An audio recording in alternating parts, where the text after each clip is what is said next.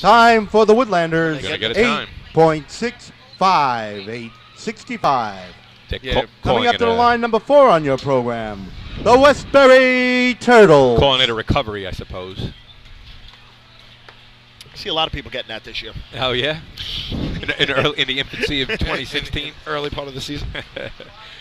You know, we talk about the track here at Weir Street. We're hosting the state drill next year in 2017. Looking to get some things done. Hopefully get a new track here. Like I said, new drainage system on the side. New parking area down by the sea hose line. Do we get these bleachers done on the north side? That would be pretty cool.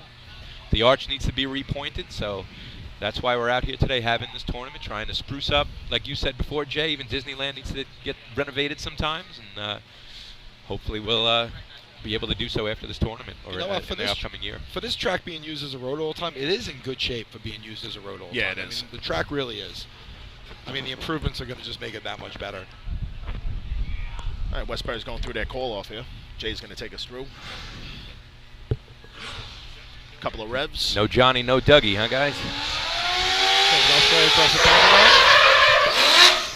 Had to run it in a little bit. They look like they were a little short. Had a 92 in the ground, 292. 3 flat in the ground. Think you could have brought him in a little bit? Yeah, it looked like they ran a little bit, getting over. Time for the Turtles. 6.78, 678. Coming up to the line, number 5 on your program, the Frogs from Cole Place. So we've been running for a while, all 3 of us. Is the later start, earlier start? What do you think? Better for you? I kind of like the earlier start for me. I just like to get up in the morning and go. Hey, that's how you and I, we were brought up with those early starts, man. Those 8 a.m., 9 a.m. starts. I got to be honest. I like the mid-afternoon start, like what we're doing now. The crowd's out. Running 3-man ladder all those years in the late 90s, early 2000s, it was empty. Yeah, there was no one in the stands. You know what I mean? And these are the events, in my opinion, growing up. I always liked event 1, 2, and 3, the ones we're watching right now. And to miss those, when you have them at 8 o'clock in the morning. No, I like the 12 noon starts. I'm a fan. All right, call plays coming down. Through the lights. Held the brake a little bit. Oh. Yeah, outside of the safety zone, hit the yellow pole over on the north side of the track. Going to be a no time for those Carl Place Frogs. There'll be no time for the Frogs on the Rule 1302.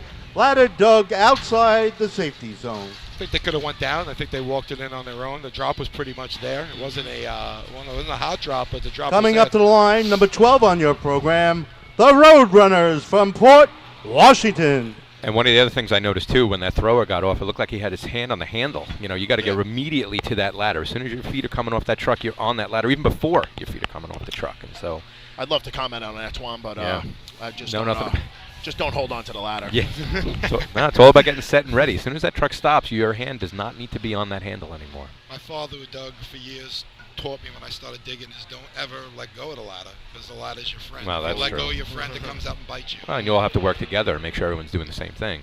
But anyway, Port Washington on the line. Kyle Lewis, his comeback, was out all last year, job-related.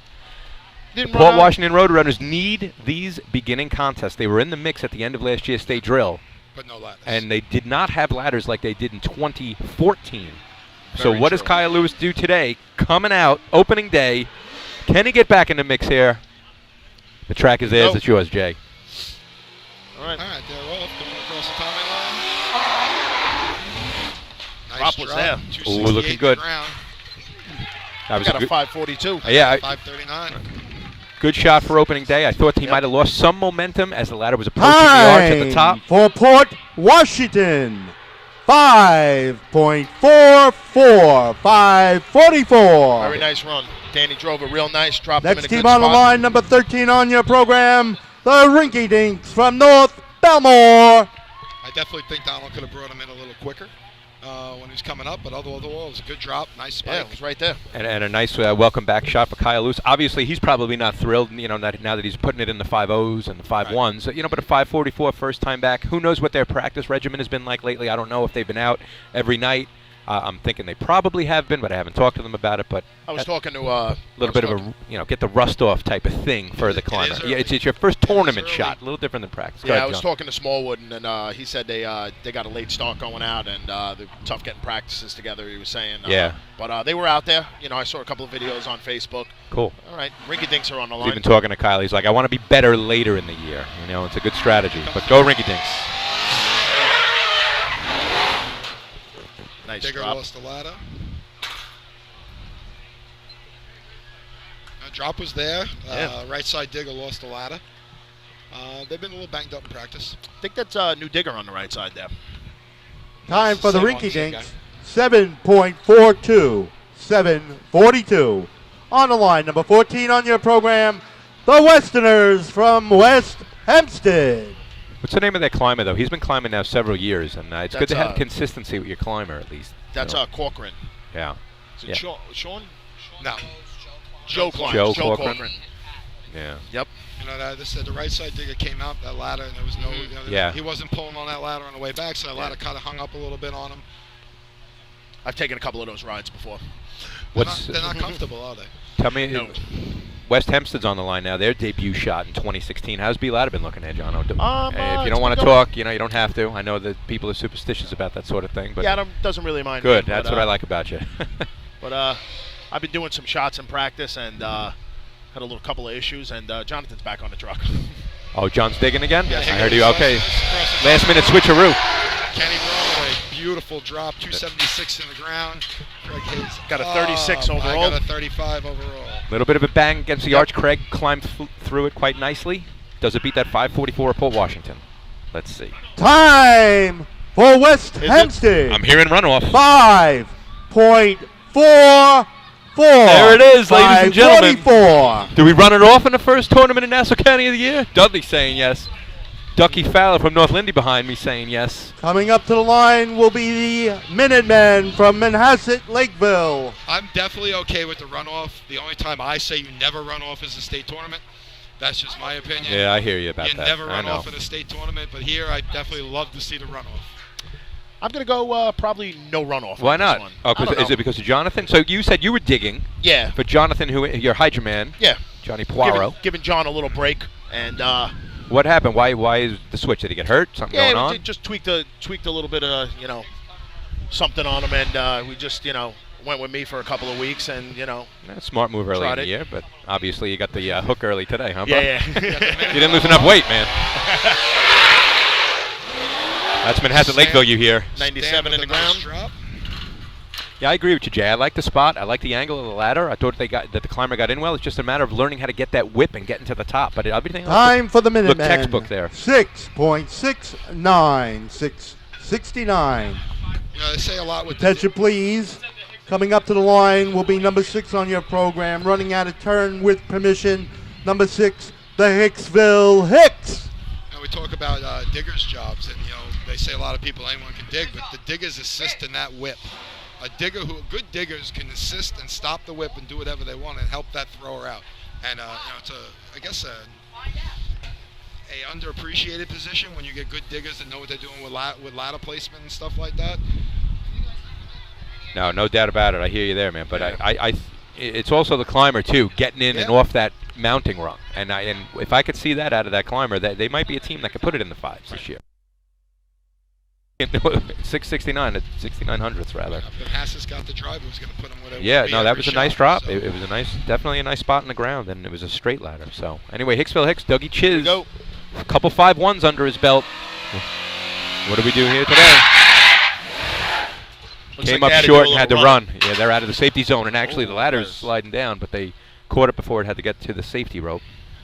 They definitely had a run. It was very short on the break. They took a good 6 steps to get in to put it into the patch. Hicksville will be receiving a no time under Rule 1302. Ladder dug outside the safety Twan, zone. what do? You run off? First race of the year? Like you said, can John handle it? If you're looking to preserve him, he was hurt all week. I mean, I think that's probably what is going to be a decisive factor. But yeah, why not? It's early in the year. Kyle Lewis. Let's see what Port Washington could do in their second run. They might consider it, and actually they're not going to, are they? I see the Officials, timing lights being moved. move the equipment.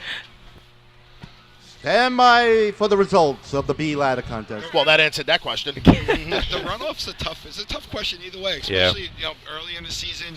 You guys who are maybe a little dinged up or a little tired, or but it's also an extra practice shot on a course with lights and everything Right, going. exactly. So you can look at it either way. I said the only time I would say absolute hard no is the state tournament. You never run off in the state tournament. It's exciting. I know it's good for the crowd, but you still got a lot of other events to run.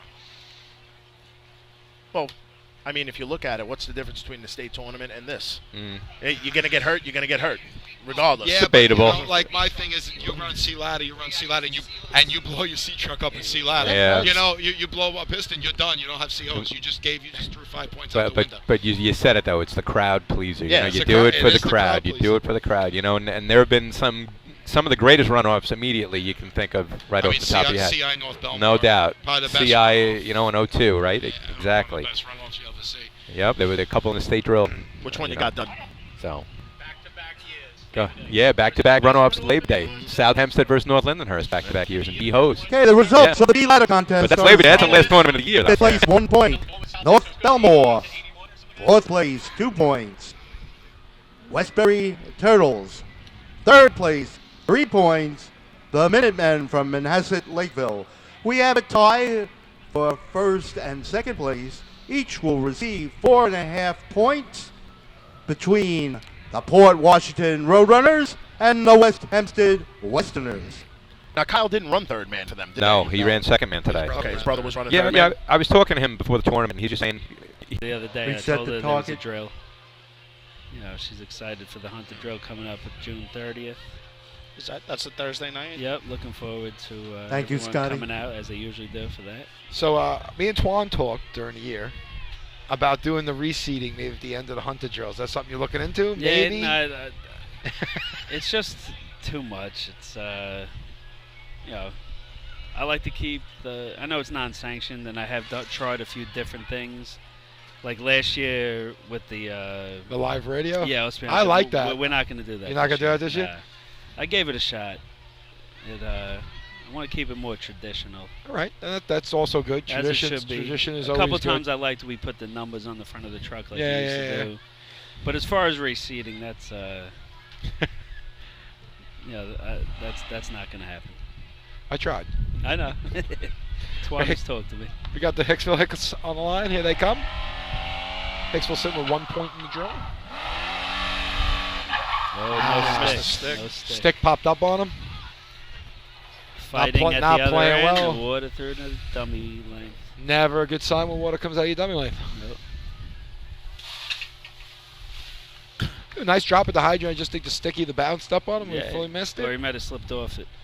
Yeah, it looked like it might have saved the nozzle man, but then they Time for Hicksville. 15.22. 15-22. But even with Tomcats that, looking to jump into this tournament here, right? yeah, Baldwin online at first place right now is an 11.94 Yeah. by the Westbury Turtles. Not your normal Hempstead numbers in BOs. No. No. Yeah. Coming up to Not the that starting many line, teams either. line number 7 on your program, the Baldwin Tomcats. It's gotta be nice to be sitting back there and say if I run an 11.94 and B-hose, I got a good shot at Yeah. taking some points. Yeah. I mean, even when it was like that, though, you just run your shot. Oh, you have to. You don't press too much, but you just run your shot. When you practice all the time, that's what you need to do. When you're playing some of these tournaments, especially running late, you're in your head, you're like, I only got to beat this number, but does that make you better? That makes me worry. I don't like to run half of what I can run. Sometimes Ralph used to say something like that to me. There's no numbers up. I was like, Ralph, just run the same shot we ran in practice all week. There's a lot of variance. Because you get into a groove. You don't want if you start messing around now you're not in your groove and you're prone to mess up. Yeah, I agree with you, but I know there's a lot You of don't teams want to go that too crazy, but just run your shot. have different opinions on that, though. I've seen a couple teams over I the guess the years C change up truck a you little could bit. do it more. With the B truck, just run your shot. When you're looking at it, and I mean, you're going to run different if there's if there's all 5 O's on the board and B ladder. Well, then you're going to go. Then you're going to go You for got it. But it's tough. Like, I think we had the state. Was it in? Maybe it was 02. was 0-2 when the B ladder was horrible. Oh, yeah. B ladder was horrible. Twan slipped, and we got 4 points or 3 points. We were running I think. Roslyn at the end, and, you know, Twan the decision was made to go a little softer on it, but it actually hurt us. Both our diggers couldn't come down. And talk about completing the event in the 0-2 state. Twan slipped, and he took off up the ladder. And I forget what we got, 2 points. But still, big 2 points. It was huge. You know, Twan, he'll know the exact numbers and what place we came in. Here comes the Baldwin Tomcats.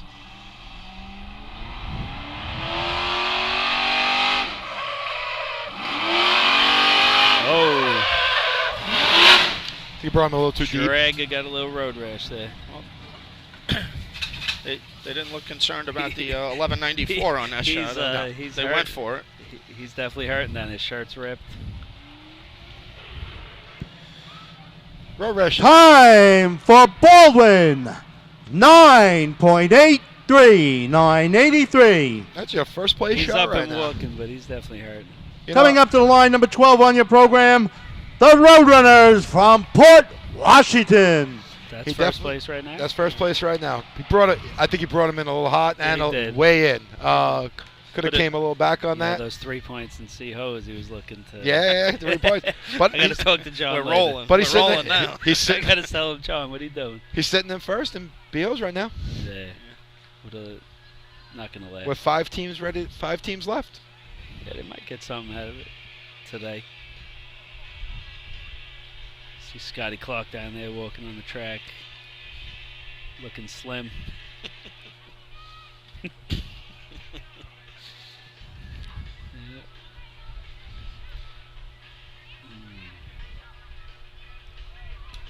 Just feel bad for those sneakers, that's all. Yeah. So boots, sneakers, what do you guys wear? I ran boots. Everything from after 3-man on. What do you guys do, sneakers? I always wore sneakers. And I wore low tops for the last, from 02 on, basically. Gary Paris came to me at practice once with North Belmont and asked me why I'm an idiot running the sneakers. Told me what boots to buy, and I ran ever since with boots.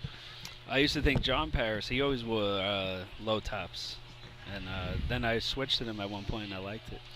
Yeah, I started always high tops, and then I think around the same time, too, like maybe 2001, 2002, I ran with low tops. I never went back after that. And for me, New Balance. I said Joe Canicelli would only wore Converse All-Stars. I never wore those ever. I never wore them either. Never.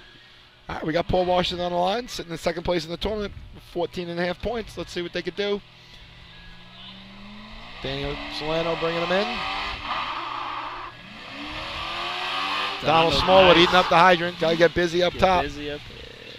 Yeah, he's on. Nice. Nice shot. Nice shot. Nice smooth shot. See, those guys have been together. Time for the Roadrunners. 8.07, 807. Nice on the line, number 13 on your program, the Rinky Dinks from North Belmore.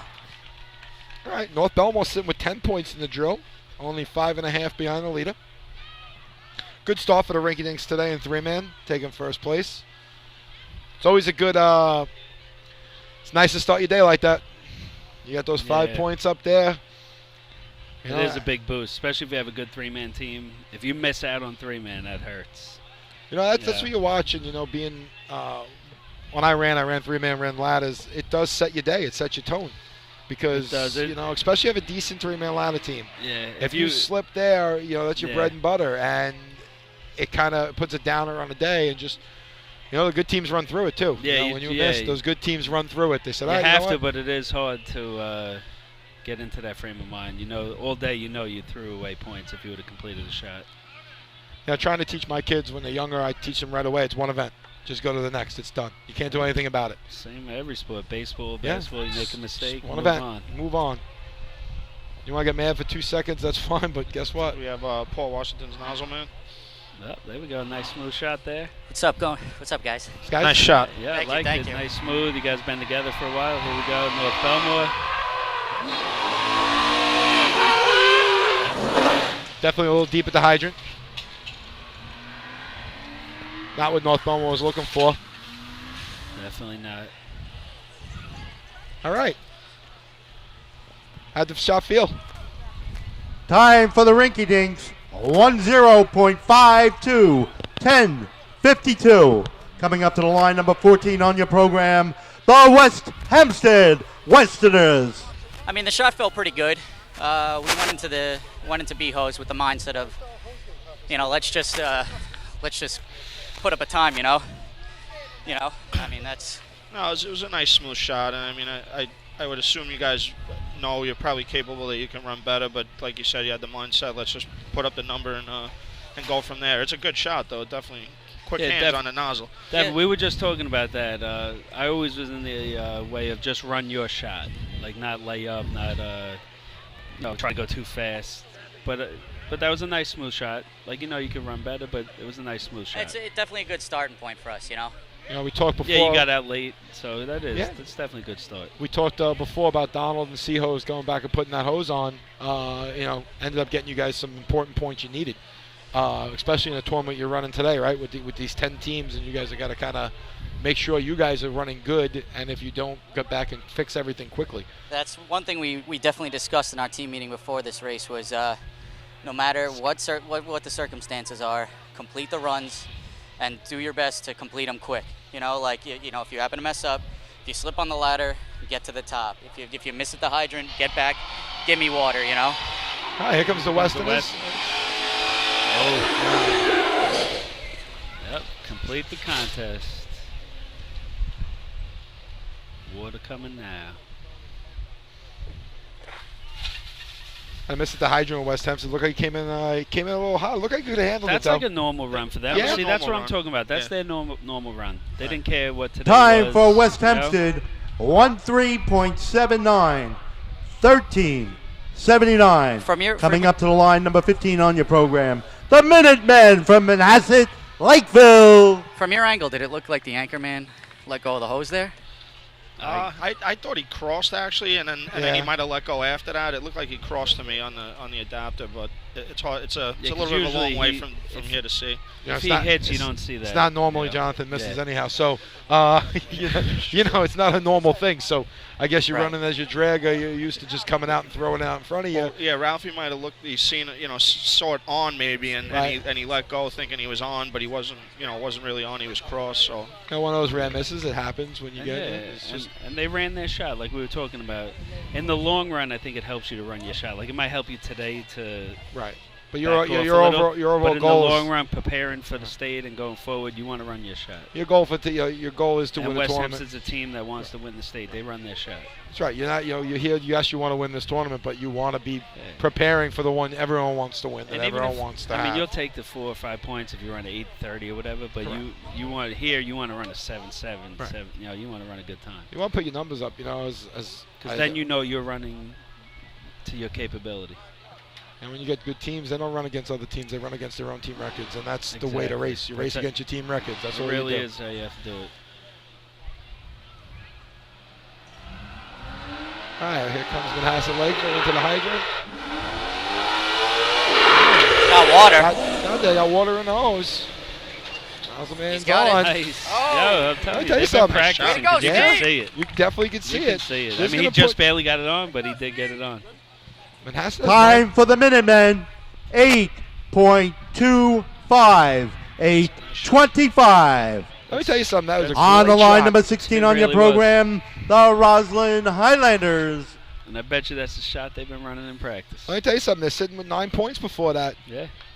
They're going to be moving in with the top guys up here. It's going to help Paul Washington too. A little more separation. Yeah, a little more separation between West Hampstead and Paul Washington, which we saw in the CEO's event. It's shows you how quick with these small tournaments things can change and fortunes can change in each event as it goes by. Practicing, and I'm sure Stan's been all over it. Well, you got because Stan knows you can't just step out here and do it. He's a good teacher. Yeah, without a doubt. Teacher Nozzle, man. I always love watching Stan run. It's amazing when you watch him run. How Such big a he big is, guy, yeah, and but how he was graceful he is when he gets down by the. And he always hit the target. He's run some heavy numbers. Without a doubt. Probably one of the tallest hose teams with Stan and Junior Yeah. running. Without a doubt.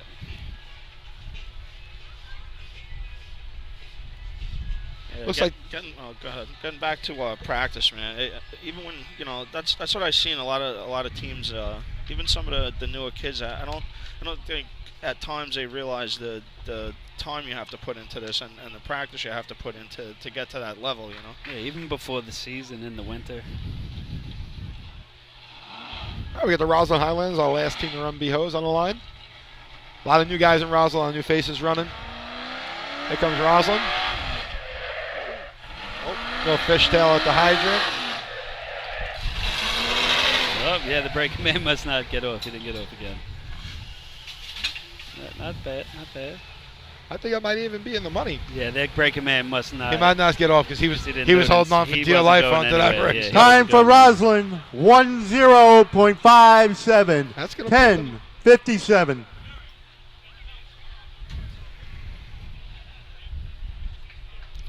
Is that fourth place, third place? Should be.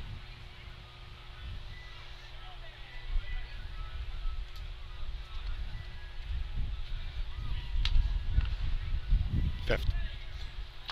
All right. Okay. Freddie got the same. I got Paul Washington running with 5 points. Manhasset Lakeville with 4. Baldwin Tomcats with 3. Wow. North Belmore Rinky Dinks with 2. And the Roslyn Highlanders with 1. So, Baldwin. I mean, you know what? That was the that guy was fell, so he didn't even notice that. didn't even notice it. But put it on. if he didn't fall, he been would have had a better. little better shot at it.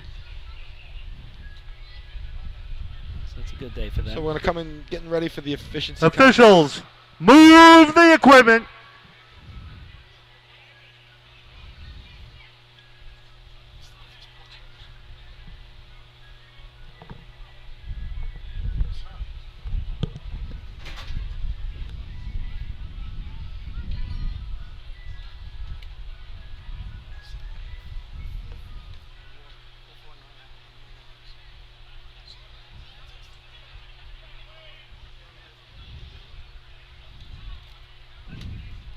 He said move the equipment, right? Did he say move the equipment? Yeah, he said move the equipment. Right. So, what I have Paul Washington will be winning this event with an 8:07 with 5 points. And Hassett Lakeville coming with an 8:25. Nice shot for an up-and-coming team, getting some points in this event. Getting word, I think they might be testing Paul Washington's hose. So. Oh, yeah, because I see them rolling out. That's why I said that they moved the equipment. So I think they did move the equipment. They did. Which they shouldn't have. They shouldn't have. Actually, no, I think they do, actually. Right, they did? No, they do because if the It water... just deals with them. It deals with them. Yeah, Because why they do that is if the water test is bad, then they have to rerun the whole contest. Yeah. So they move the equipment and then they test it. Okay. It's just a safety net so you don't have to rerun the whole entire contest. It just deals with port. Deals right with now. port. So Okay. And I've been called on a carpet before. I've been tested. I think we've all been. You've been not the greatest feeling in the world, even though you know your hoses. It's okay, but You never especially know. you just ran a first place shot. Well, usually if you're getting tested, it's better than okay. But Yeah. Yeah. I've been there once or twice myself. I think hose nowadays pays less of a difference than it did back in the early 2000s and stuff. I think it's a little bit different now the way we did the testing procedures now and how we changed that up. Because back in the day, man, pulling the hose, how many times you're going to pull it? Would sit there, you would practice pulling the hose. You'd have guys who actually practice pulling the hose. Just add something else onto it. We'll practice pulling hose now. I mean, it's good. It keeps things. You can't go crazy. I'll say, but I mean, I just in the whole grand scheme of things, I don't think it's worth playing that fine edge. If you end up having to lose a tournament or something because of that. You're talking if they're pulling your hose. Normally it's a big. You're in there. You're getting the point if they're pulling your hose. So I look at it as a point's a point.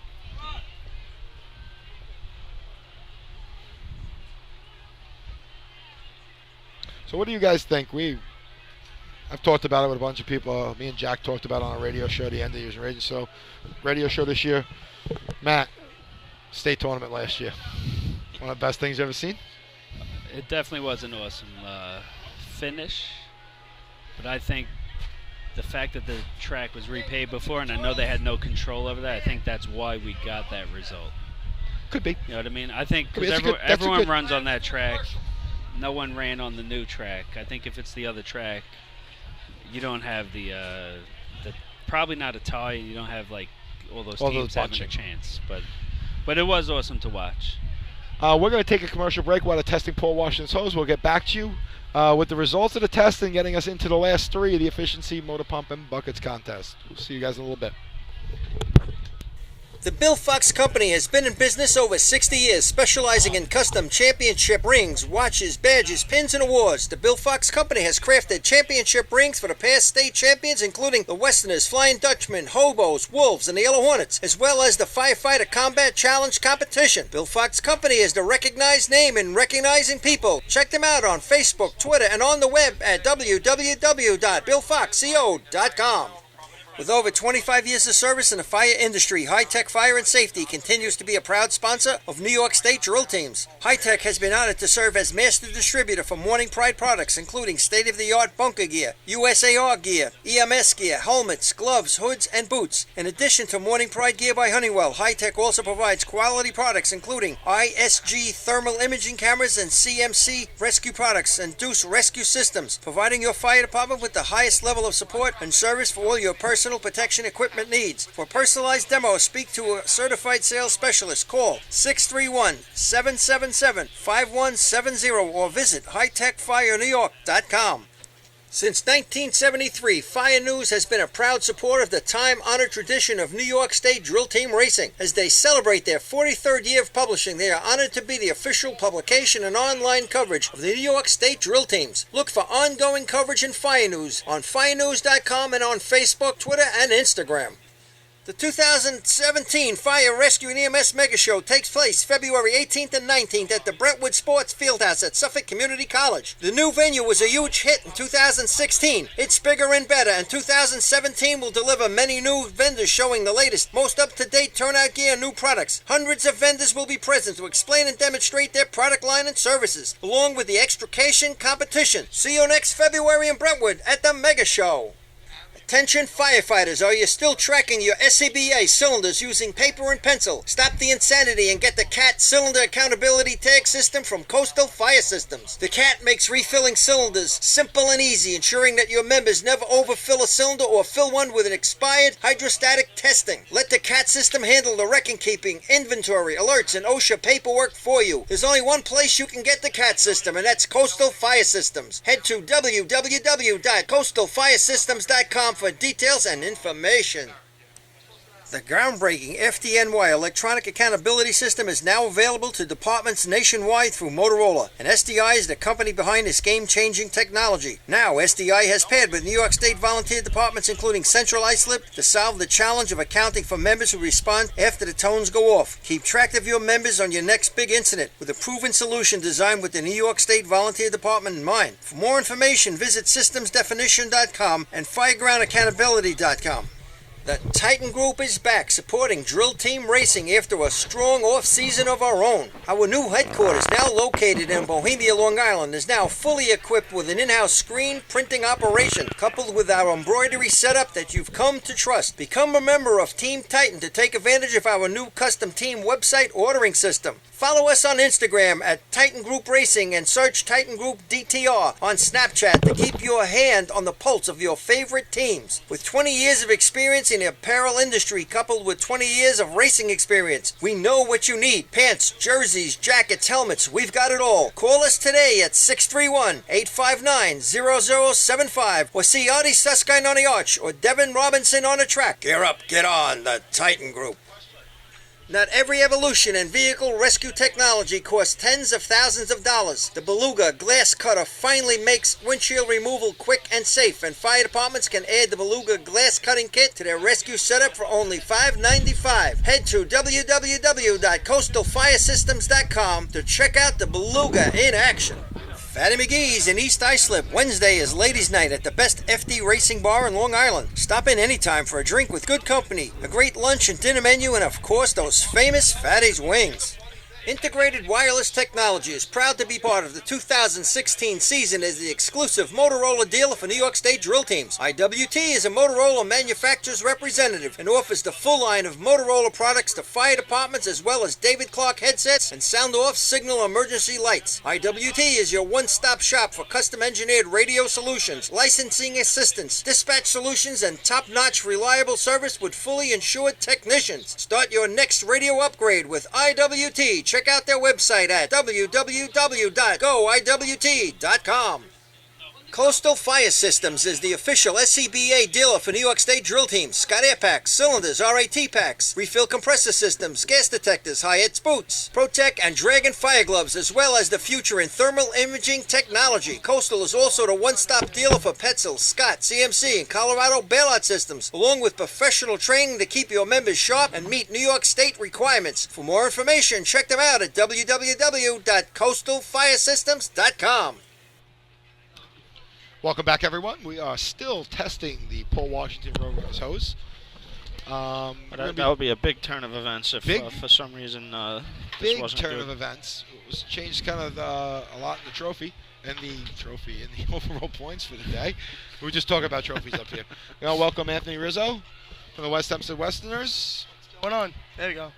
What's going on? So what was awarded through the county hose? 465. 465. What was our original award for the day? 464, 465. 465. 465. We're going to see what's going to go through Paul Washington's hose. Not a new testing procedure, but something different that we do now. Yeah, it's something that it's better than pulling the hose. Putting the tester in and stuff like that. This was how we used to, how we still test for a record. They just brought it into the regular testing procedure of the hose, right? Which has changed the game in hose a little bit. A little bit. To where we were. Yeah, this is definitely a better way to test it, though. I mean, time-wise is probably the fairest way to go about it.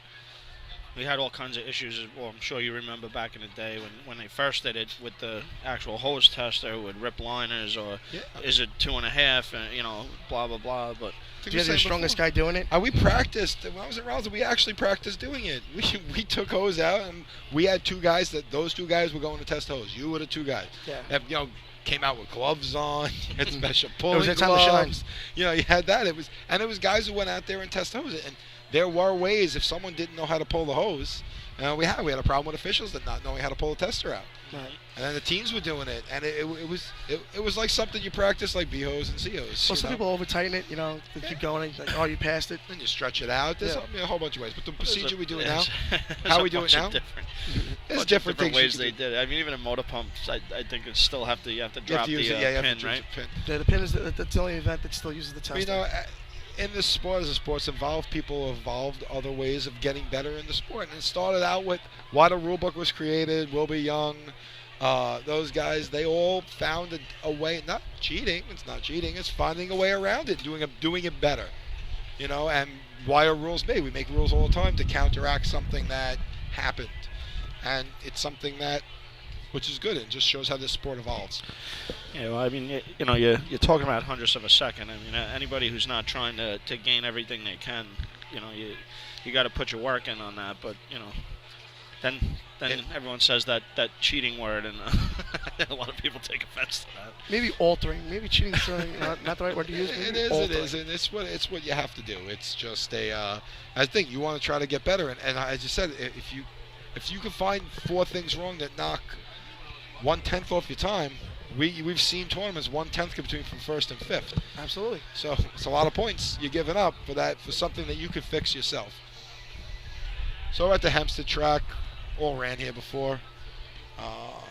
Rizzo's the only one currently running motorized here. It's gonna be nice to see it fixed up. Yeah, I'm obviously a little partial to it because I grew up here basically, but I always love this track. I always thought it was one of the best ones. I told Jack, how old are you now? Me, 41. 43. Wow. 43. Me and Jack would probably come in here. We'd probably sit running 3-man ladder as 6-year-olds in the side. Absolutely. Our fathers would be here racing or in the stands, and we'd be running little 3-man shots. Or even running ladders against the old trailers and stuff like that. Yeah, the old trailers. Used to cut down ladders and do it. Playing with nozzles, like someone had an old nozzle to let you play with. You'd be like, you practice running nozzle, practice breaking, hitting little dummy hydrants back there in the day. I tell you, even the garden hose racing, from what I've seen, has come a long way now. Absolutely. Yeah, they made a lot of improvements when we did it. I think by fall, the nozzles, those metal nozzles that you screw on and off, he cut off the piece inside, so it was just, it would just be on, and then you used to go hit it on a garden hose, so it was like he cut that little piece off to make it a straight bore nozzle to where it was, where you didn't have to screw it. It was always on. It was permanently on. Or even with the old, the fire suppression systems they used to have in the hotels and stuff like that. Used to take the hose and go run down the hallway with them, and then end up leaving with them. Sometimes you did that when you were a little older, too, as adults. But the plastic nozzle in your hand. Cops will call. Hey, whatever, whatever. Supposed to be a very PG show, so it never It's happened. extremely PG. I'm just saying I might have heard that. I don't know if it actually happened or not. So we got Can't confirm or deny. They put water through Paul Washington's hose. They're draining it out now. I guess they're going through the second time of draining it. In the process of testing the hose. A little nerve-wracking when you're the team, especially when you're sitting with 5 points in that event. Absolutely. And the team at that point where you were chasing got 0. So this is a big thing.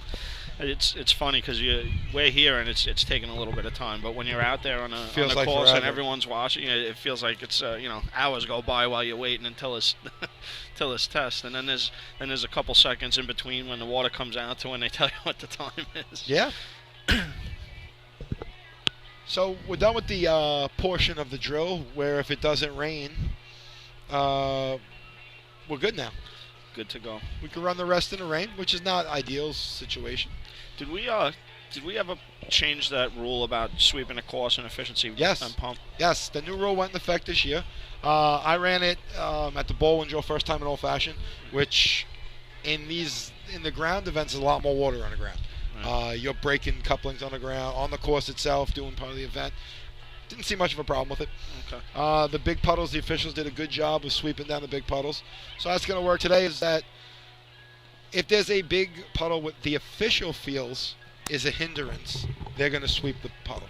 It's going to be in the officials' judgment, which all our officials are fair, which is good. We know they're going to give us the track. But when the rule is put in and the purpose of the rule is correct, we run this in the pouring rain. Right. A wet track shouldn't affect you on how you run this. Right, and I agree with that too. I mean, if there's a puddle that there's no need that it has to be there and somebody sees it and that I understand, but as far as having to do it it was just I just felt it was a waste of time because if it was pouring rain we'd be running, so what's the difference? I mean, everyone's used it. I've used it to my advantage before. I've had people sweep a little extra for me. We all have done it. We all have used it for our advantage, and it moves as we say, moving the tournament along. We have a lot of dedicated fans that come out to this sport, and for them to sit and watch us dry a course for 5 minutes between each team, it's not fair to our fans, and it's not fair for the next team on the line. Let's get it moving. Let's get the tournament moving and running. As we said, remember those tournaments that ran till 2-3 a.m. Yeah, we don't have them anymore. It wasn't that long ago either. No, it wasn't that long ago. I mean, we have the crowd has picked up from the beginning of the drill now. We have a good crowd here. Starting to fill in. If you're still sitting at home, we got 3 events left. Come down. Help out the West Hempstead Westerners and the Hempstead Fire Department improve this track facility, which is gorgeous. It's one of the premier. We don't got many of them left. No. Here in Four Towns, I guess in Nassau, premier. I'm going to say there's other tracks to race on, but Four Towns and here are the 2 premier areas in Nassau. There's not many left. Without a doubt. You got Suffolk County has a few more than us, a little bit bigger of a county, so it can have a foot more than us. Another thing that came up there, this August we're going to be voting on the host for the next state tournament in 2018, and as of right now, it looks like we're going somewhere new. Really? We might be going up to Copenhagen as of right now. Still hasn't been voted on. It's going to be a discussion that's going on. Well, I think it's good. So the water through Port Washington's hose was 456, and through the county hose was 465. We're good. Yeah, I would say that's right where you want to be. Yeah, I'd be pretty happy with that. I'd be really happy with that. That's some good hose. When you start pushing any load and you're getting real close, but it's good hose, not too close. So now the points, what we have right now, in first place with 19.5 points is the Port Washington Roadrunners. Second place with 15.5 points is the West Hempstead Westerners. Manhasset Lakeville's coming up big after that with 13 points. Not bad. No, not at all. And then we have the North Belmore Rinky Dinks with 12, and then the Baldwin Tomcats with 6. I tell you, a tournament like this, it would be great to see a team like Baldwin be able to take a run down the track if they can. Your attention, please.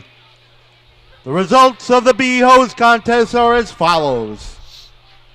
5th place, 1 point, Roslyn. 4th place, 2 points, the Rinky Dinks. 3rd place, 3 points, Baldwin. 2nd place, 4 points, the Minutemen. And in 1st place with 5 points, the Port Washington Roadrunners.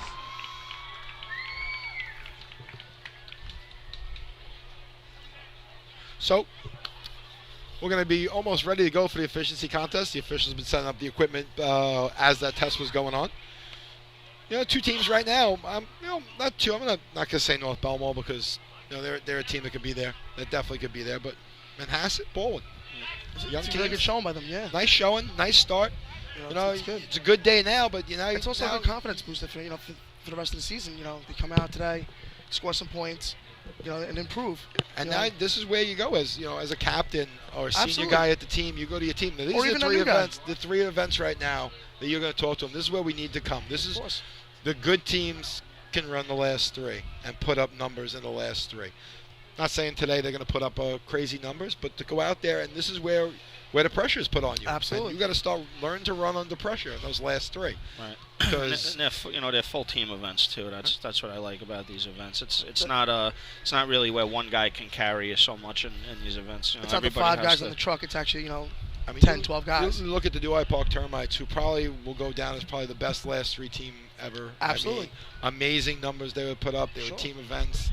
And they could come into a tournament with 5-6 points out of the first 5 and be dangerous. Absolutely. Where you were worried because it could be 5 points, 15 points coming out of the last 3. Some teams are dominant in the first, coming out at 15, and there's teams that come back at 15 at the end. So a Willie McCarthyism is you practice buckets in April because you need them in August. Absolutely. That's right. And it's a good analogy for it because you do, Yeah. It's not, especially when it comes to state tournaments, it's not often that teams win it in pump Right. or 2-1. It's not often that it happens. It does. But last it does year, happen. you look at last year. There was 8 teams eligible to win the tournament, and it came down to buckets. And you know what? And a team that showed you a lot of seniority there with West Sable coming down. Absolutely. With a lot of lots of seniority, and they run their shot. They put them in. They tie for the state tournament. Not that CI is not an experienced team. Not taking anything away from them, but it came down to run it. And then you look at. I think me and Jack kind of talked about it at the end of the season show. Like a little rookie team like Bay Shore. It was there. It was theirs to take it. It was there. You want to talk about a lesson learned for a young team. A lesson learned. And you don't, as I said before, not putting them down whatsoever. And they should not have their heads down at all. No. I mean, come out this year stronger. That's going to be a dangerous team this year. That's what I was just going to say. Dangerous team Very this year. dangerous team. If they kept everything intact and that happens to you, and that tends to leave a little bit of a bitter taste in your mouth for the next season, that you may come out with a little more of a vengeance. Yeah, a little chip on your shoulder. Working a little bit harder. Well, looking at Copenhagen last year, their bucket run wasn't as powerful as it was this year. They started to improve in buckets and other events. There are a lot of teams out there that want to come up and make their name heard. Working on these last 3. In my opinion, the last 2 are hard. I think the hardest ones are the last 2. Pump and buckets. The efficiency teams can run them. But pump and buckets are 2 events that require everyone. Yeah, requires everyone doing their job, and there's so many variables that go wrong in those 2 events that are in any event that can happen. Yeah, but those 2, there's so much stuff going on. There's different connections going on in buckets. All different guys handling buckets. There are a lot of guys that are handling the equipment that they're using to fill the trough. A lot of guys are handling those pieces of equipment. Same with pump. A lot of people are handling the hose. You got the hydrant man. You got the guy connecting to the truck. You got the nozzle man guys coming off the back step. You get one guy trips up on the back step, that's it. You know, BNCO's the the hose lace coming out of the truck. There's nothing going to happen. Yeah, but that's that's practice. That's when you're a little tired at the end of the night, and that's when you got to forge through and make sure you run those events and you run them how you're supposed to run them, because that's what makes a difference. It's hard enough to get 4 people on the same page, 5 people, let alone getting 8, 10, 12. I do love running pump. Pump's a fun event to run. It's one of my funnest, and one of my favorite events. Especially when you win. When you run a shot, there's nothing like coming down the track because you're all together as a team. People are cheering for you. People are, you got your own fans in the stands that are going nuts as you go past. It's a cool feeling. I think when I was in North Belmore in Hicksville, we won pump, and this is when Hicksville was packed of stands. And we came through the stands, and everyone's clapping and screaming. It's the best feeling in the world to go past. That's what, 2000? Like that. No, North Belmore 94. Wow. You heard how old we said we were. Yeah, I was 12. Okay, we're ready to go with the efficiency contest. State record in this event is 8.40, and also the track record is 8.40, held by Central Islip. As we heard about the track records, this is the place to run efficiency. Yeah, I would say. This is the place to run efficiency. First team on the line, number 1 on your program, the Rockville Center Woodlanders. And I believe the original record from CI was here too, right? I think so, 846 or whatever. I think that was here too, I believe. I need Twan for these numbers. So yeah. Was that in the 80s? 80s, I think. I think it was 86. When the Hornets was the Hornets one, right? 85, 86. 85. Yeah, no, I think you're right. I think it might have been 85, 86. 85. No, they won 84, 85. 84, 85, yeah. Sorry. All right, we got Rockville Center on the line. Course is theirs. Call off is going on right now.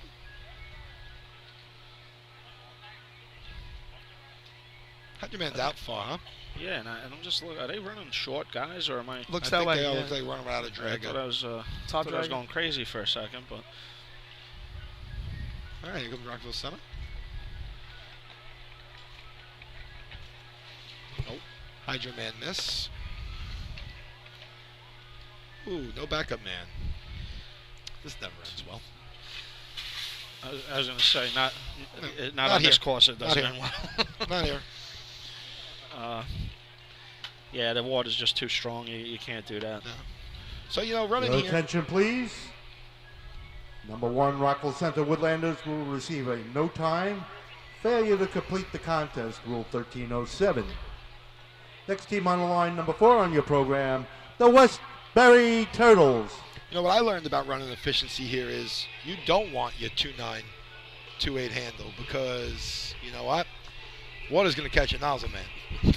I mean, CI may be able to do that. Yeah. But you want to kind of, I'm not saying get your handle down, but not run a slow handle, but slow it a little bit down because you need you guys to get out. Without that straight hose leg. Take a step back. Yeah, you're not running. You're running numbers with your with smacking the hydrant here, because your nozzle man may not have the speed or your draggers because the hose lay is efficiency. I mean, it's all about the hose lay. It's a hose lane. If one person doesn't get out, then your nozzle man doesn't get to where he's supposed to, and And we noticed when we ran, a lot of the old motorized teams know that we ran a state old-fashioned here last year. You watched a lot of teams don't know that here. Yeah. And they're even running to a point where the old-fashioned at the slower efficiency times. Their teams are a lot slower too in general. They're still trying to turn on, and you watch nozzle men go all over the course or are getting water at the 3rd man and 3-man line. It's never good when you get water there as a nozzle man in efficiency. No. Rizzo, you don't run efficiency? Nope. Yeah. Too old? Yeah, I'm a little old now. 34 is really old. I mean, you guys are dinosaurs, but I'm not gonna. We got the Westbury Turtles on the line. Full team running here. Got all their guys on the track. Course was given to them. Call off is done, and here they come. And they're off. A little slow on the hydrant. Nice hose lay. Smooth shot. See if that hangs on. Time for the Turtles, 11.02, 11.02. Limited Team playing on the field, line, you number wanna have 5 anyone on your here. program, The call, place, Frogs. So we can call place on the line. No, I keep saying it, and maybe just repetitive, but I think it's a good thing for them with their 2 points for the state. One of them was efficiency. Yeah. And not on an efficiency track. Ridge is not known for its efficiency numbers.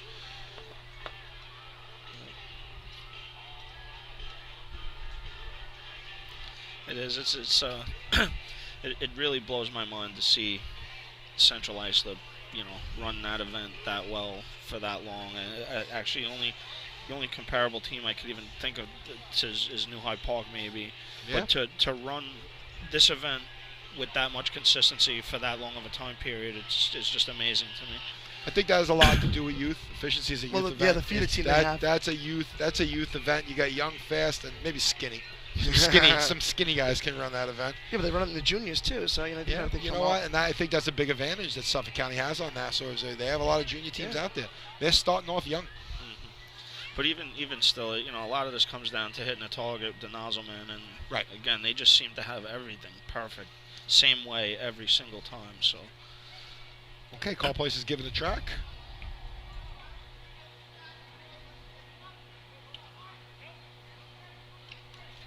They're off. Mr. Hydra. Not a mess. Good recovery. Yeah, very good recovery. He looked like he just took his eye off it to me, to tell you the truth. It looked like he turned his head before he actually got to the adapter and went right through. Time for the Frogs. 10.27, 10:27. Next team on the line. Number 6 on your program, the Hicks from Hicksville. Now, this is another powerhouse. Hicksville on the line. Very, they're not going to be happy with their day. 1 point, but you know what? But the last three. The last three, they can run. They can run. They can run efficiency. So.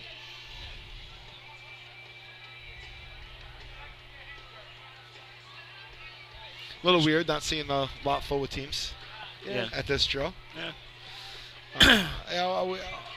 We could talk about is it early? You think a later start of the season might be better? I mean, it depends. I mean, or our team's just going to start practicing later then. Yeah. That's what I was just going to say. I don't know. No, we started, Belmont, we started in the mid-April this year because we knew we had a tournament in May. Right. We were out there mid-April, but it's tough to practice in mid-April and beginning of May. Yeah, it is. And it's tough. The weather's usually not that cooperative. No, it doesn't cooperative. There was some nights it was cold. Oh yeah, we didn't run buckets in May. Second week in May we didn't. We didn't run. We weren't running buckets till later just because it got cold. But that's another thing. You take a pounding for 6 months. By the end of the season, sometimes if you start in April running full out, it's a long season. Trust me. But we did it when I started racing too, and we went to every tournament. We went to 10, 12 tournaments. But I didn't want to miss practice back then. No, I didn't either. No. I didn't want to. All right, Hicksville's getting the course. They're off. Coming into the hydrant. Nice hit. Good nice water. Hit. Hose is out. Got a nice hose lay. Dougie lines up. Nice target hit. Backup man wasn't there for him, but he hit that by himself. Hit that by himself. Back man was way off. He had a loop behind him, actually pushing a loop into him. Time for Hicksville. 9.21, 9:21. Like we just said, it's a powerhouse. They just scored. Coming up to the line, number 7 on your program, the Baldwin Tomcats. Oh, we're talking just dedication of the kids today. Missing practice means nothing, But you know what? I think that Attention, also is the please. amount It's of the people. last call for the 50-50. If you want to get your 50-50 tickets, please go to the south end of the track. The amount of people on teams now. I didn't miss practice because someone wanted my spot. There's someone that was sitting behind me saying, "I want to run that spot." I was just going to say that too. And whether there was or there wasn't, if you missed practice, you weren't running. So it didn't.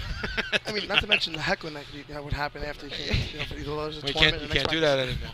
Oh, okay. You can't do that anymore. Okay. Because it doesn't happen, right? So Baldwin trying to add to their point total. It's a big shot for them Be in this tournament right now. Third place in B Hose, looking to add to it now. Course was given to Baldwin. Call off is happening now, and they're off. Running with no turn on the man, Baldwin. 344 handle by himself. Doesn't need a monster shot. Lined up. Looks over the opposite line to me, but I guess He was not. close. He was definitely close. Time for the Tomcats. 9.84. It's not a bad 9.84. Not a bad shot for Not a bad Baltimore. shot. He had a lot of hose behind him. It Up seemed on the like the line, hose number was 12 long. on your program, the Roadrunners from Port Washington. It seemed like the hose was long. If you look when he was setting up, it was kind of twirling in between the backup man and the nozzle man. I think that kind of pushed him a little bit forward. That threw him off for his target hit. Right, and I gotta say, getting back to attention to detail, equipment and stuff, those hundreds of seconds, tens of seconds, that's stuff that you got to pay attention to. I mean, I personally now, even still this day, measure my hose at least every other practice. I measure my hose.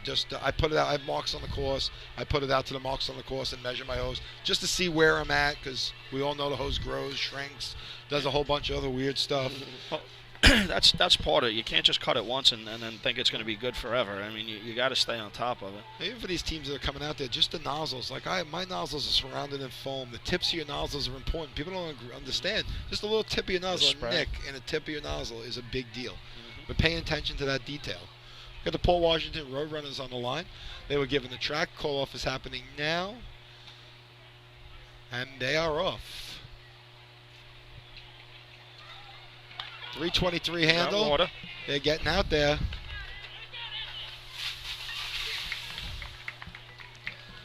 That's a solid shot. I had a 936. See what they got out of it. Time for the Roadrunners, 9.37. 937. 937. Coming up to the line, number 13 Still on your not first program, place. the Rinky Dinks from North Belmore. Just came a little shy of that Hicksville 921. Rizzo, what kind of numbers have you guys been running in practice and efficiency? Really couldn't tell you. I don't run it. So you're not there. It's funny, a team like West Hempstead, on how good West Hempstead is, last year county points. Zero county points. Kinds of Yeah. problems with efficiency. Zero. And still won county points. And they went goose egg in one event. Yep. To me, that's pretty big, pretty good. You're a goose egg and win. And one county points handy. Like, I mean. Yeah. Well, out of the past 3 years, another 2 years, we only scored 2 points, and that was in the state tournament to get to the Hunter. Yeah. Otherwise, we would have had nothing for 2 years. It's just a funny event. It is. Like I said, for some reason, some teams you just can't run it. You just have all kinds of problems with it. I have the same team for the last 4 years, same efficiency team. We finally started running efficiency numbers. Yeah. We changed our team a little bit. Obviously Jonathan ended up running our first 8 last year, running our first 8, which is, for an old-fashioned team, is not bad. No, it's a good shot. All right, got North Belmore, who's in this drill. They can run efficiency, a good efficiency team. The course is given to them, and here they go. Missed the hydrant? Missed the hydrant. Big miss and a big pull. Big pull back. That dragger didn't do his job. You got to help give that hydrant man your second shot, especially in a tournament like this.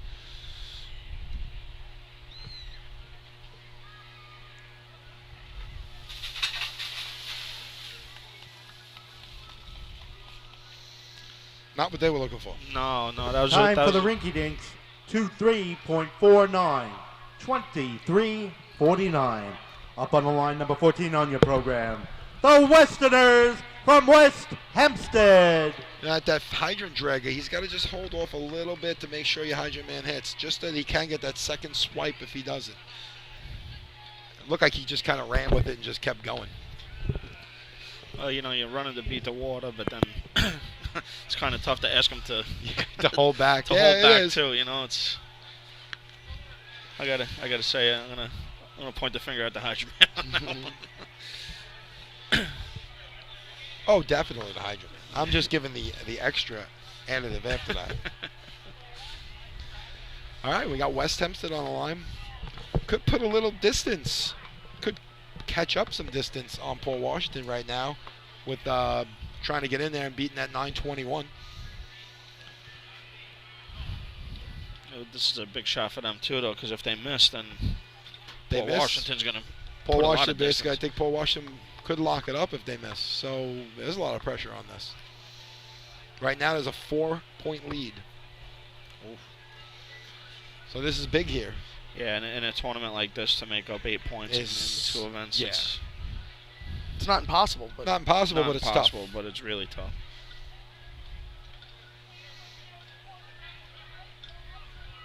All right, West Hempstead's given the course. They're off. 287 handle.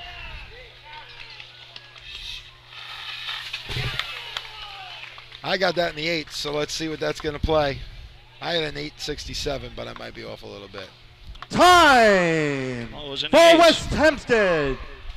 9.03. 903. Okay, I was off a little.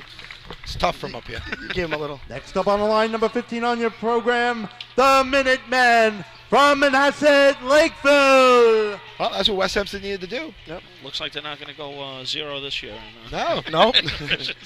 So you guys away. improved in efficiency already. You should That's be it. happy. We might lack somewhere else But now. You know what? Manhasset sitting with 13 points in the drill. This is also a big shot for them. Big shot for them to come in here. Could be a big helper to West Hempstead right now, falling in between that 903 and that 921. 936. Oh yeah. Could be a big help. We know they get it done at the hydrant. Stanley Dibers running hydrant. Good efficiency hydrant, man. We know they can get it done on that end. Great Let's see how racing, it man. can get done on top. Absolute great racing, man. Missing some fire calls today. I look very depressed. Mm-hmm. Could tell.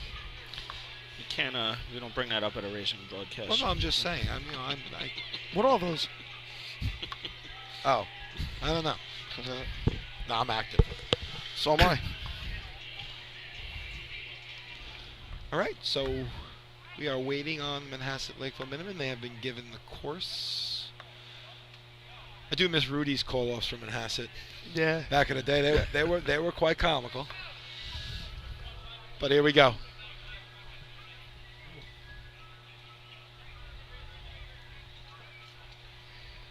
Here comes Manhasset. Nice Water's hit. Nice hit at the Nice hydrant. handle. Just need to get out.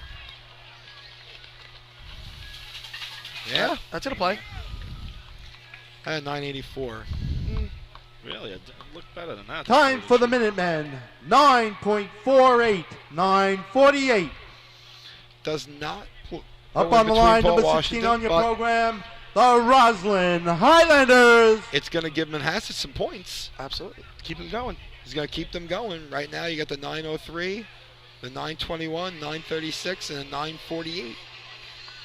And to get into the money, you need to run a 1027 to get into the money here. Roswell needs to run a 1027. Who ran the 1027? 1027 is Call Place. Call Place. So this is going to give a little separation between Manhasset and North Belmore. We're getting some points in there.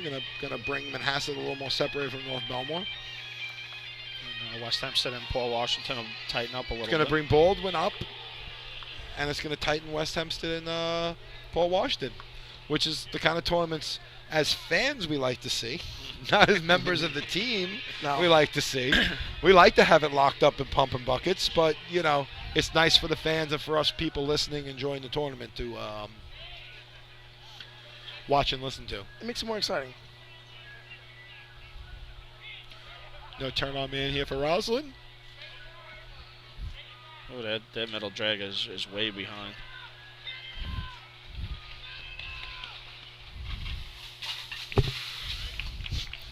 And you have a big loop. I might be wrong. I have that in the money. So Time for Roslyn. 9.86. 986. all right. So let me just do a little calculation if you guys want to chat for a little bit. Officials, move the equipment. Stand by for the results of the efficiency contest. Well, guys, I got to go because I actually run pump now. Wow. Wow. All Well, good luck. right, guys. I'll see you soon. See ya.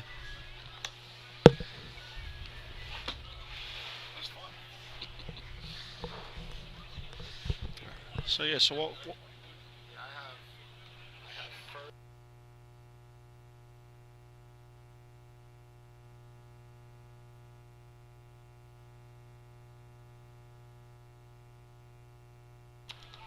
All right, so we're done. Results Here they come. of the efficiency contest.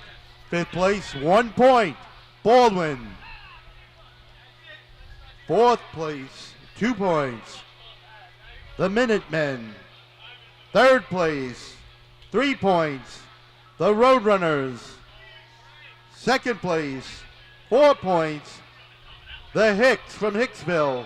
And in 1st place, with 5 points, the West Hempstead Westerners. All right. So, total points that I have so far. I have in 1st place with 22.5 points, the Port Washington Roadrunners. In 2nd place with 20.5 points, the West Hempstead Westerners. In 3rd place with 15 points, the Manhasset Lakeville Minutemen. In 4th place with 12 points, the North Belmore Rinky Dinks. And in 5th place with 7 points, the Baldwin Tomcats.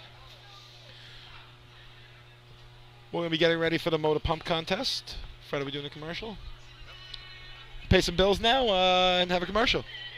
Come back, see exciting finish.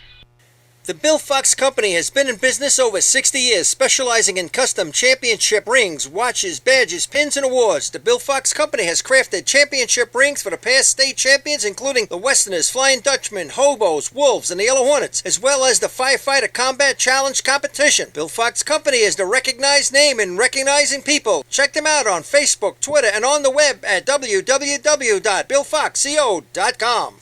With over 25 years of service in the fire industry, High Tech Fire and Safety continues to be a proud sponsor of New York State drill teams. High Tech has been honored to serve as master distributor for Morning Pride products, including state-of-the-art bunker gear, USAR gear, EMS gear, helmets, gloves, hoods, and boots. In addition to Morning Pride gear by Honeywell, High Tech also provides quality products, including ISG thermal imaging cameras and CMC rescue products and Deuce rescue systems, providing your fire department with the highest level of support and service for all your personal protection equipment needs. For personalized demos, speak to a certified sales specialist. Call 631-777-5170 or visit hightechfirenewyork.com. Since 1973, Fire News has been a proud supporter of the time-honored tradition of New York State Drill Team Racing. As they celebrate their 43rd year of publishing, they are honored to be the official publication and online coverage of the New York State Drill Teams. Look for ongoing coverage in Fire News on firenews.com and on Facebook, Twitter, and Instagram. The 2017 Fire Rescue and EMS Mega Show takes place February 18th and 19th at the Brentwood Sports Fieldhouse at Suffolk Community College. The new venue was a huge hit in 2016. It's bigger and better, and 2017 will deliver many new vendors showing the latest, most up-to-date turnout gear and new products. Hundreds of vendors will be present to explain and demonstrate their product line and services, along with the extrication competition. See you next February in Brentwood at the Mega Show. Attention firefighters, are you still tracking your SCBA cylinders using paper and pencil? Stop the insanity and get the CAT Cylinder Accountability Tag System from Coastal Fire Systems. The CAT makes refilling cylinders simple and easy, ensuring that your members never overfill a cylinder or fill one with an expired hydrostatic testing. Let the CAT system handle the record-keeping, inventory, alerts, and OSHA paperwork for you. There's only one place you can get the CAT system, and that's Coastal Fire Systems. Head to www.coastalfiresystems.com for details and information. The groundbreaking FDNY electronic accountability system is now available to departments nationwide through Motorola, and SDI is the company behind this game-changing technology. Now, SDI has paired with New York State volunteer departments including Central Islip to solve the challenge of accounting for members who respond after the tones go off. Keep track of your members on your next big incident with a proven solution designed with the New York State Volunteer Department in mind. For more information, visit systemsdefinition.com and firegroundaccountability.com. The Titan Group is back, supporting Drill Team Racing after a strong off-season of our own. Our new headquarters, now located in Bohemia, Long Island, is now fully equipped with an in-house screen printing operation, coupled with our embroidery setup that you've come to trust. Become a member of Team Titan to take advantage of our new custom team website ordering system. Follow us on Instagram at Titan Group Racing and search Titan Group DTR on Snapchat to keep your hand on the pulse of your favorite teams. With 20 years of experience in the apparel industry coupled with 20 years of racing experience. We know what you need. Pants, jerseys, jackets, helmets. We've got it all. Call us today at 631-859-0075 or see Artie Suskind on the arch or Devin Robinson on the track. Gear up, get on, the Titan Group. Not every evolution in vehicle rescue technology costs tens of thousands of dollars. The Beluga Glass Cutter finally makes windshield removal quick and safe, and fire departments can add the Beluga Glass Cutting Kit to their rescue setup for only $5.95. Head to www.coastalfiresystems.com to check out the Beluga in action. Fatty McGee's in East Islip. Wednesday is Ladies' Night at the best FD Racing Bar in Long Island. Stop in anytime for a drink with good company, a great lunch and dinner menu, and of course those famous Fatty's wings. Integrated Wireless Technology is proud to be part of the 2016 season as the exclusive Motorola dealer for New York State drill teams. IWT is a Motorola manufacturer's representative and offers the full line of Motorola products to fire departments as well as David Clark headsets and sound-off signal emergency lights. IWT is your one-stop shop for custom-engineered radio solutions, licensing assistance, dispatch solutions, and top-notch reliable service with fully insured technicians. Start your next radio upgrade with IWT. Check out their website at www.goiwt.com. Coastal Fire Systems is the official SCBA dealer for New York State drill teams. Scott Air Packs, cylinders, RAT packs, refill compressor systems, gas detectors, Hi-Ets boots, Protec and Dragon fire gloves, as well as the future in thermal imaging technology. Coastal is also the one-stop dealer for Petzl, Scott, CMC, and Colorado bailout systems, along with professional training to keep your members sharp and meet New York State requirements. For more information, check them out at www.coastalfiresystems.com. Welcome back to the Weir Street Invitational Drill. So, as I was saying before, tournament's tightened up a little bit. Yeah. each passing event, the pressure builds and builds. So 22.5 for Port Washington, 20.5 for West Hempstead, 15 for Manhasset, 12 for the Dinks, and 7 for the Tomcats, with Hicksville knocking on the door 5. Yeah. I mean, from what I remember. Just a quick announcement, the 50-50, the grand prize winner will get $240 as this time. Total results with 2 contests to go. We're going to hear it from Dave now. Westbury 2, Carl Place Frogs 2, Hicksville Hicks 5, Baldwin 7, Port Washington 22.5, North Belmore 12, West Hempstead 20.5, Manhasset Lakeville 15, and Roslyn 4. Well, Dave just told you what I told you before. We got not the best pump track in the world to run motor pump on. No. There's no Lindenhurst or Riverhead. We're not setting the motor pump record here. Yeah. You know, I was talking the other day about overall tracks between pump and, running regular hoses. I think Ridge, one of the probably best overall tracks. You can get some decent hose times out there, and you can get some decent pump times out there. Yeah, they seem to have the best mix for the water as far as for all the events. Yeah, and I'll go Main Transit also, I think, has a pretty good mix. Then, the difference between CI Riverhead, Hempstead, Merrick, night and day difference in how we run the events and stuff like that. But that said, we're still going to have to run pump today. Still got to run. I think this is one event, though, and we've talked about it before up here.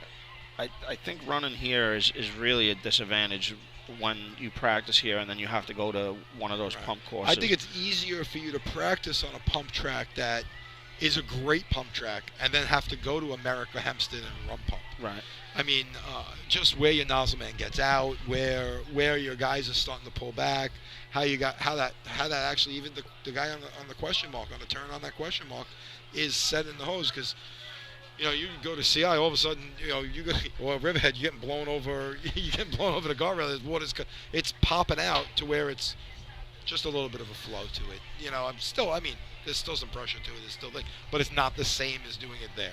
Well, that's what it is. I mean, here there's an adjustment, but the adjustment, I don't want to say it benefits teams, but I think it's easier to handle the adjustment with it being slower, as opposed to there's no way you could simulate what's going to happen in Central Islip if you practice here, and it's faster and it just catches you off guard. Like the water's just on top of you, you know, running off the back of the truck, just on top of you instantaneossly. It seems like. Yeah, you know, the first time I really noticed the difference when I was running motorized, I think it was when we ran in CI. I ran a pump, my first time running pump in CI and practicing the Merrick all year and getting that. And I think that was my real first tournament on the truck. It was like, I think it was 1991 or something like that.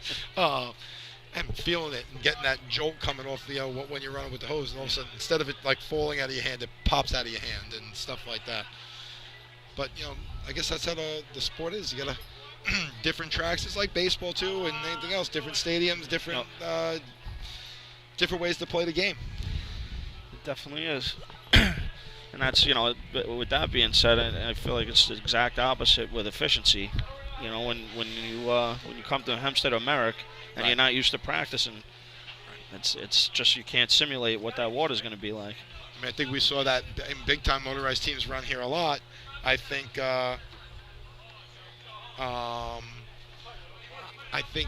with the old-fashioned teams showed you when they ran the two state tournaments here. I mean, running hose replacement, you know, is an event where you're getting water on the run.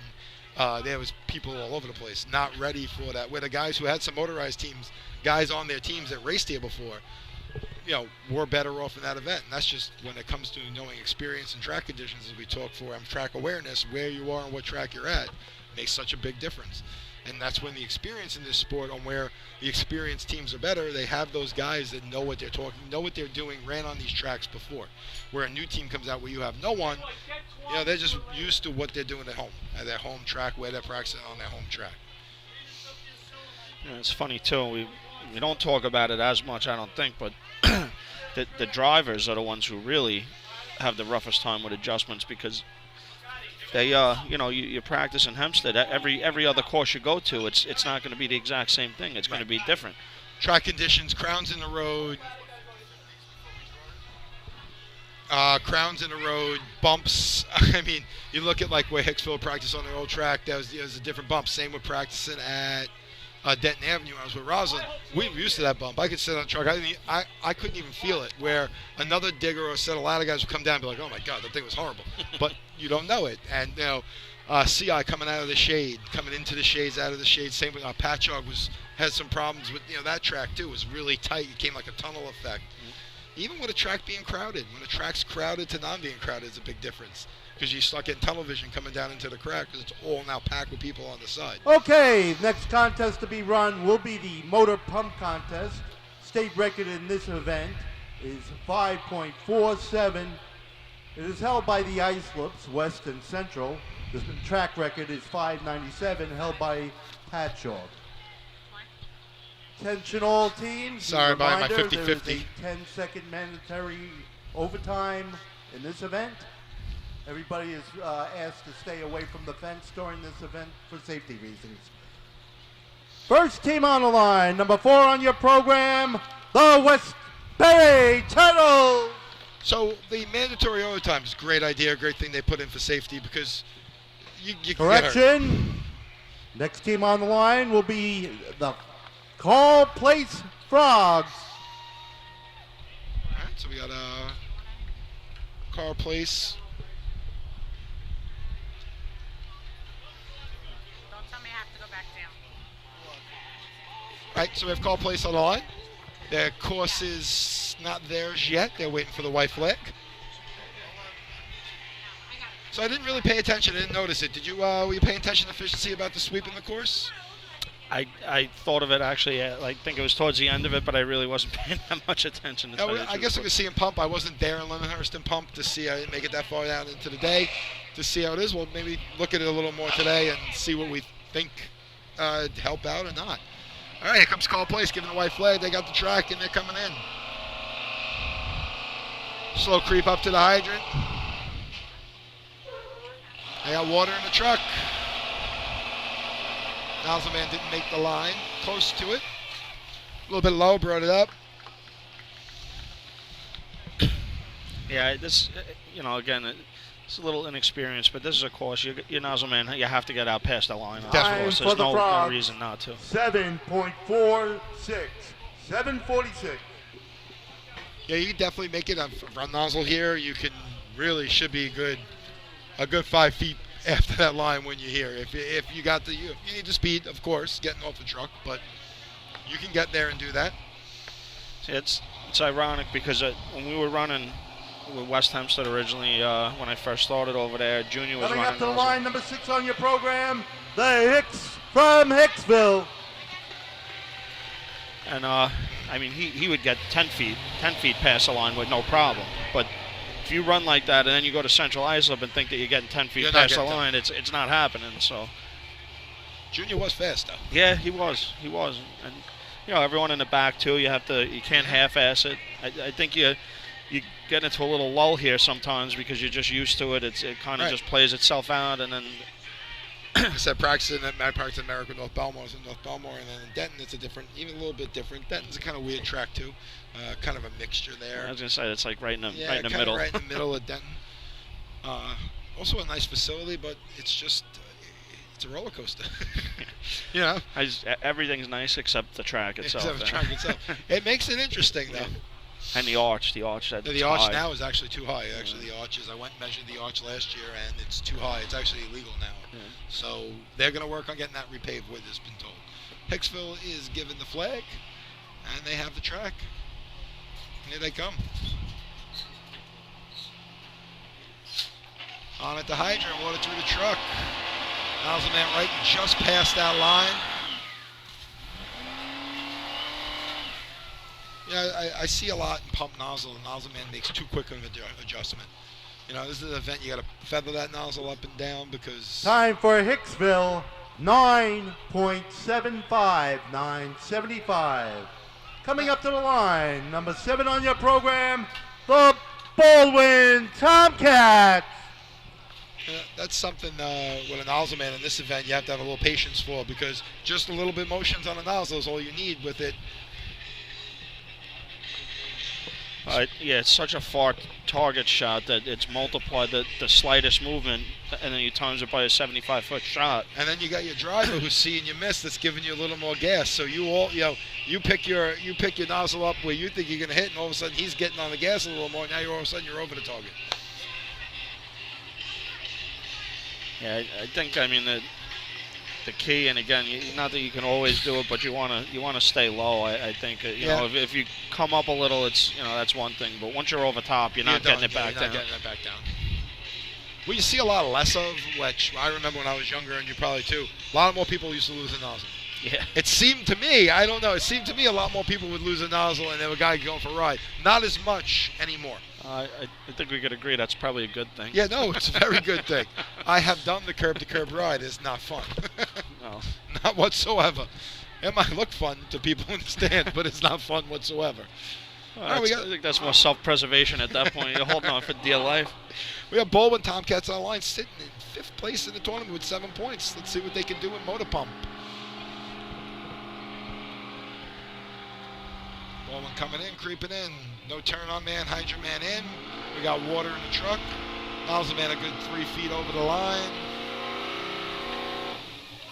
Was low, he brought it up like we said, didn't over exaggerate it. Not the best time that you're going to want to get, but hopefully that keeps a point or two into Baldwin. They can stay in that 5th place position. Time for the Tomcats, 8.57, 8:57. Seems like on the line, number 4, running out of turn with permission, the Westbury Turtles. Well, I guess I was wrong. I was just going to say, seemed like Westbury and Rockville Center aren't running this today, but Westbury is on the line right now.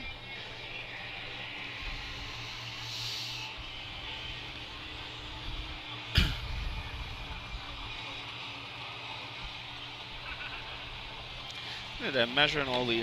They measured a lot of stuff today, actually. Seems like a little early on in the season. Yeah, but you know what? Which also is good because it gives you your kind of guideline. I'd rather get caught now than get caught later on. But that also tells experienced teams. You know, we talked about before. I measure my stuff all the time. I want to make sure, but there are teams that play more close to the edge than others where you have no choice to measure all the time. You know, as we said, finding that 100th of a second here and there, you got to play close to those lines. But that has to make you more cognizant of checking your equipment and doing stuff that you normally have to do.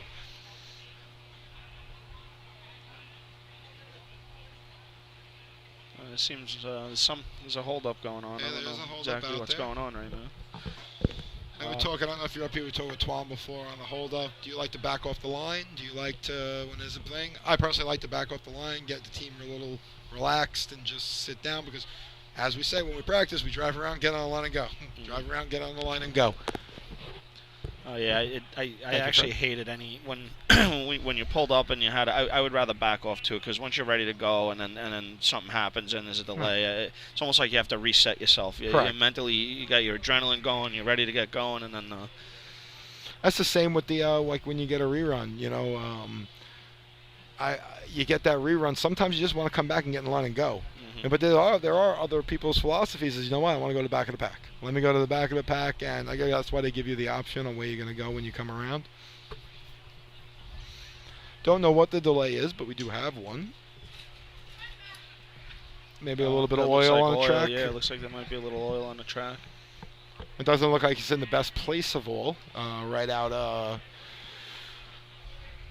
just past the where the nozzle tip would be. Right at the nozzle line. Right at the nozzle line, where if you're going to take that extra step over the nozzle line, you may not want that oil there. There's some back at the height. I wonder if it was. Looks like maybe leaking out of the truck. It could be.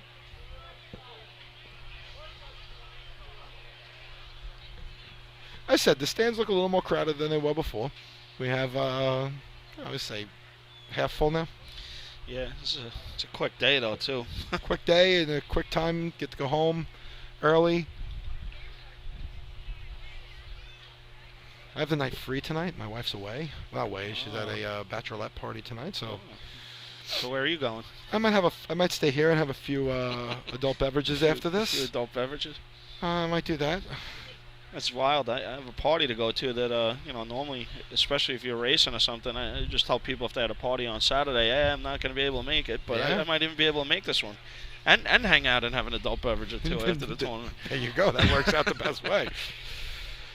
But up and coming, I think next week we have the 5th Battalion, old-fashioned drill. I don't think we have any motorized, except for upstate. I think we're going to, just bring it up. I don't have it in front of me. But I think next week,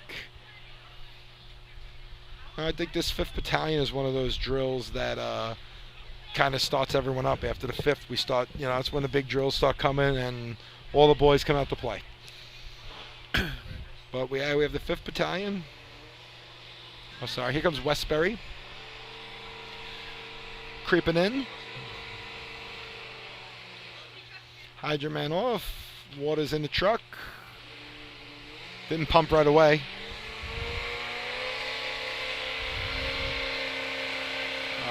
Hold it up, Doesn't gentlemen. look like it's in pump. Doesn't look You like have it's in pump. overtime. Overtime for the Westbury Turtles. Yeah, I don't think he had it in pump because the stream didn't even get anywhere near the No, it target. didn't know it pump. It just probably wasn't in pump. Maybe they just couldn't get the gear in. So next week we got a Friday night tournament with Town of Brookhaven. Motorized and old-fashioned, I guess, combo tournament they have out there. They run some old-fashioned, kind of like Town of Islip and stuff like that. And on Saturday we have the 5th Battalion tournament, hosted by Roslyn at Tappan Beach. And then Northern, we have the Deerfield tournament, which a bunch of island teams go up to and run in there. I know Bay Shore goes up there. I don't know who else is going up there this year, but a couple teams Coming go up up to there the and run line, number there. 12 on your program, the Roadrunners from Port Washington. Then we got the next motorized tournament on the island is the Selden Invite. And then last week in June. That's June 25th. 25th. And then this year it's actually the Hunter tournament's gonna be in June this year, June 30th. Always a great tournament. Always come down to watch. something when you make as a drill team guy, you feel like it's an accomplishment to make the Hunter drill. A couple new teams coming into the Hunter drill this year, which is nice to see. It's a Thursday night tournament. Come down, support the Joe Hunter Foundation, who supported our scoreboard. That is a big part of our sport now. I mean, it's pretty cool, you know. And like getting to win the state tournament and seeing your name up there on the scoreboard is pretty cool. Even winning the tournament is pretty cool, seeing your name up there. Yeah, all right. That's the best drill of the year from a fan standpoint. From a fan standpoint, yeah. So we got the Port Washington Roadrunners on the line, sitting with the lead in this tournament with 22.5 points.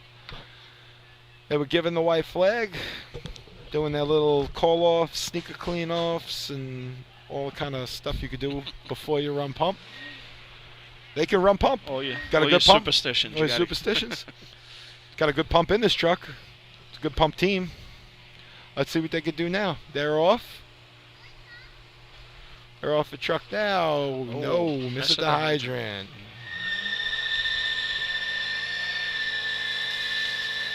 He actually reset pretty quick. I'm he did curious reset. to see where that time falls. Time for the Roadrunners, 8.19, 8:19. Coming up to the line, number 13 on your program, the Rinky Dinks from North Belmore.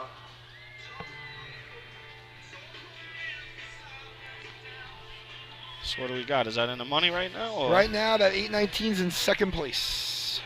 We have a 746 by the Frogs, 819, and then we got an 857 by the Tomcats and an 975 by the Hicks.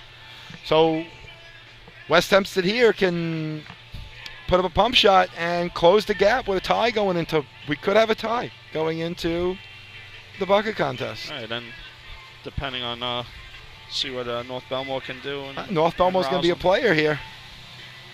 And this is a big shot for them, actually, I think, as far as where they sit in the North tournament. Belmore right now is sitting in fourth place in the tournament, 3 points behind the Manhasset Lakeville Minutemen. So we got a little mini battle brewing there, a mini battle up on the top.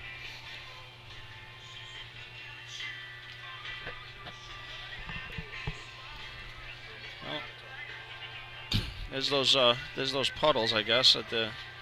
Let's see now. This is what I like to watch. Like, what is this puddle and who does it affect? You know, now is that going to be the standard for the day? Is that puddle going to be swept now for everyone every day? I think I'm guessing because they missed at the hydrant. There might have been a lot of water down there. Correct. You know? It's just looking to find out where that threshold is going to be set on what is considered a puddle that affects you to a puddle that doesn't affect you. Well, again, that's a variable that I hope doesn't rear its ugly head at a state tournament where somebody says they swept the puddle for one team and not for the other, and so on and so forth. So. As I said, we just need our officials to be diligent and doing it the same way for every single team, which they will, because there's no one paying favoritism. That's just how it is. But we just keep it the right way. Yeah, I hope maybe that's just made mention of before the tournament. That I think it will. I think it will be. All right, North Belmore has been given the course.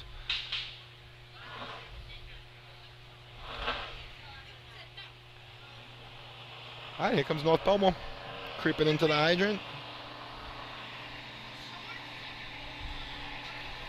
They're off the truck. We got water in hose. Water through the truck. Now's the man set. That's a pretty good shot. It's going to be a good shot. This might take over the lead. Time for the Rinky Dinks. 7.08. 7:08. Big time by North Belmore. They need to put up a number. It's the number for the day. It doesn't make a difference if it's a number for the year. It's a number for the day. Well, I've seen a lot of even state tournaments here that seven's placed on this track. Your co-host for today's events, the West Hempstead Westerners. So now here, West Hempstead puts up a shot, puts 3 points. They're only down by 2. All right.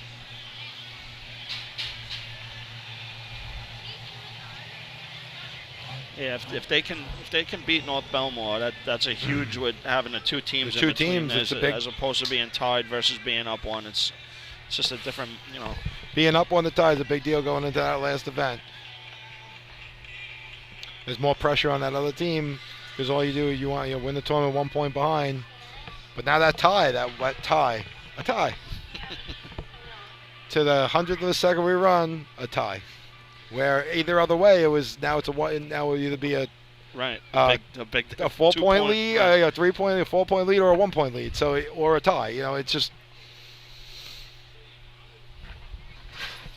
See some older racing guys in the stands. I see ex-president of Nassau, ex-air rep Timmy Green. My old man John Podolsky, ex-run pointer. You dad here? Yeah, he's here. Usual suspects. Usual guys. You guys that you see at Hempstead's drill. All right, here comes those Westerners. A little more speed than anyone else coming into the hydrant. They're off. Water in the hose. Water through the truck. Set. Boom. It's going to be close. It's going to be close, yeah. I think it's a 6-9, 6-8. Time for the Westerners. 6.67, 667. Good shot for Hempstead. That's what West Hempstead needed to do. Yeah, well, they'll be going up at least. They'll be going to to buckets up at least 1 point. At least and then, one. Manhasset, Manhasset sneaks in here. It could be up 2. It's an 8-19. I'm assuming if they run a smooth shot that they could beat that. We know West Hempstead can run buckets. Happy with that. Shows you a veteran team. On the line, number 15 on your program, the Minutemen from Manhasset, Lakeville.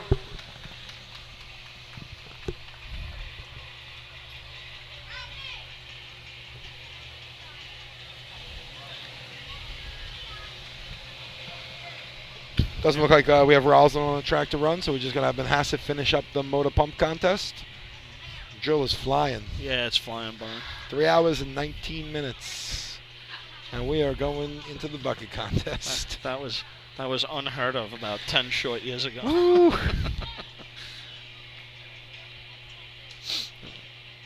I'd probably be in more trouble, though, because that means I would have still stayed out for the 12 to 13 hour day, but it wouldn't have been all racing. I was going to say, it's not good when you get home at the same time. Yeah, no, it's not good, at the same time.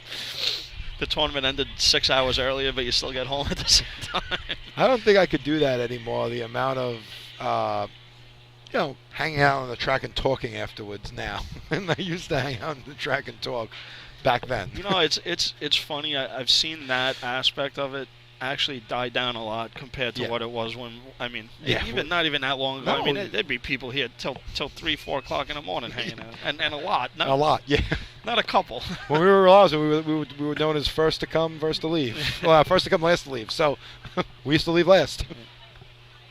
But I just felt like there's a lot more. Yeah, there was. Socializing and people hanging out on the track after. A lot of people are busy now. A lot of people grew up, had kids. No, I know. Kids are asking for you at home. You got to go home. Believe me, I know. All right, Manhasset has the track. We're in a good position right here. Just got to put a number in to get some more points, and they're off. They come in. Got water in the hose, water through the truck. Set down for the nozzle man. All right, that's going to be in the money. Yeah, it's going to be close. He just went under the flap. First water was probably going to... Time for the Minutemen, 7.49, 7:49. But that came in between the... that's a break for West Hempstead right West there. Hempstead and Paul Washington. So with that event, I should have West Hempstead in first. And then we have North Belmore in second. And then Call Place in third. Manhasset in fourth. Port Washington in fifth. So, change the tournament again. We're saying event by event. Change it again. Yep. Officials, move the equipment. Local committee set up for the bucket contest.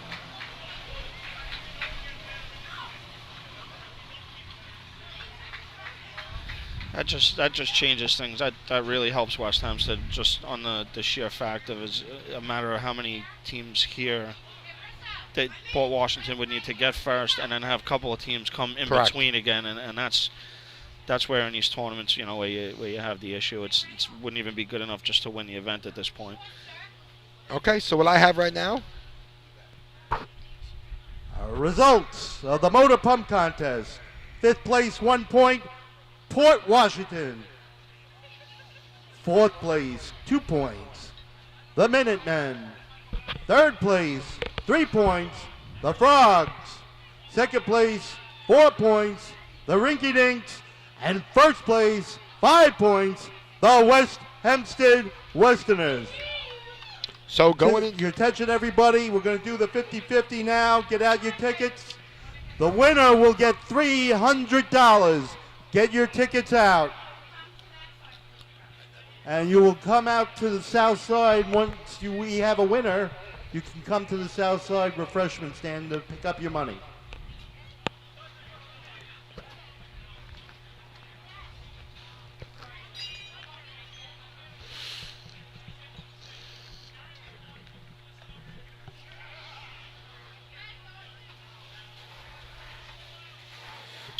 just waiting for them to draw that 50-50. If I could do this quickly.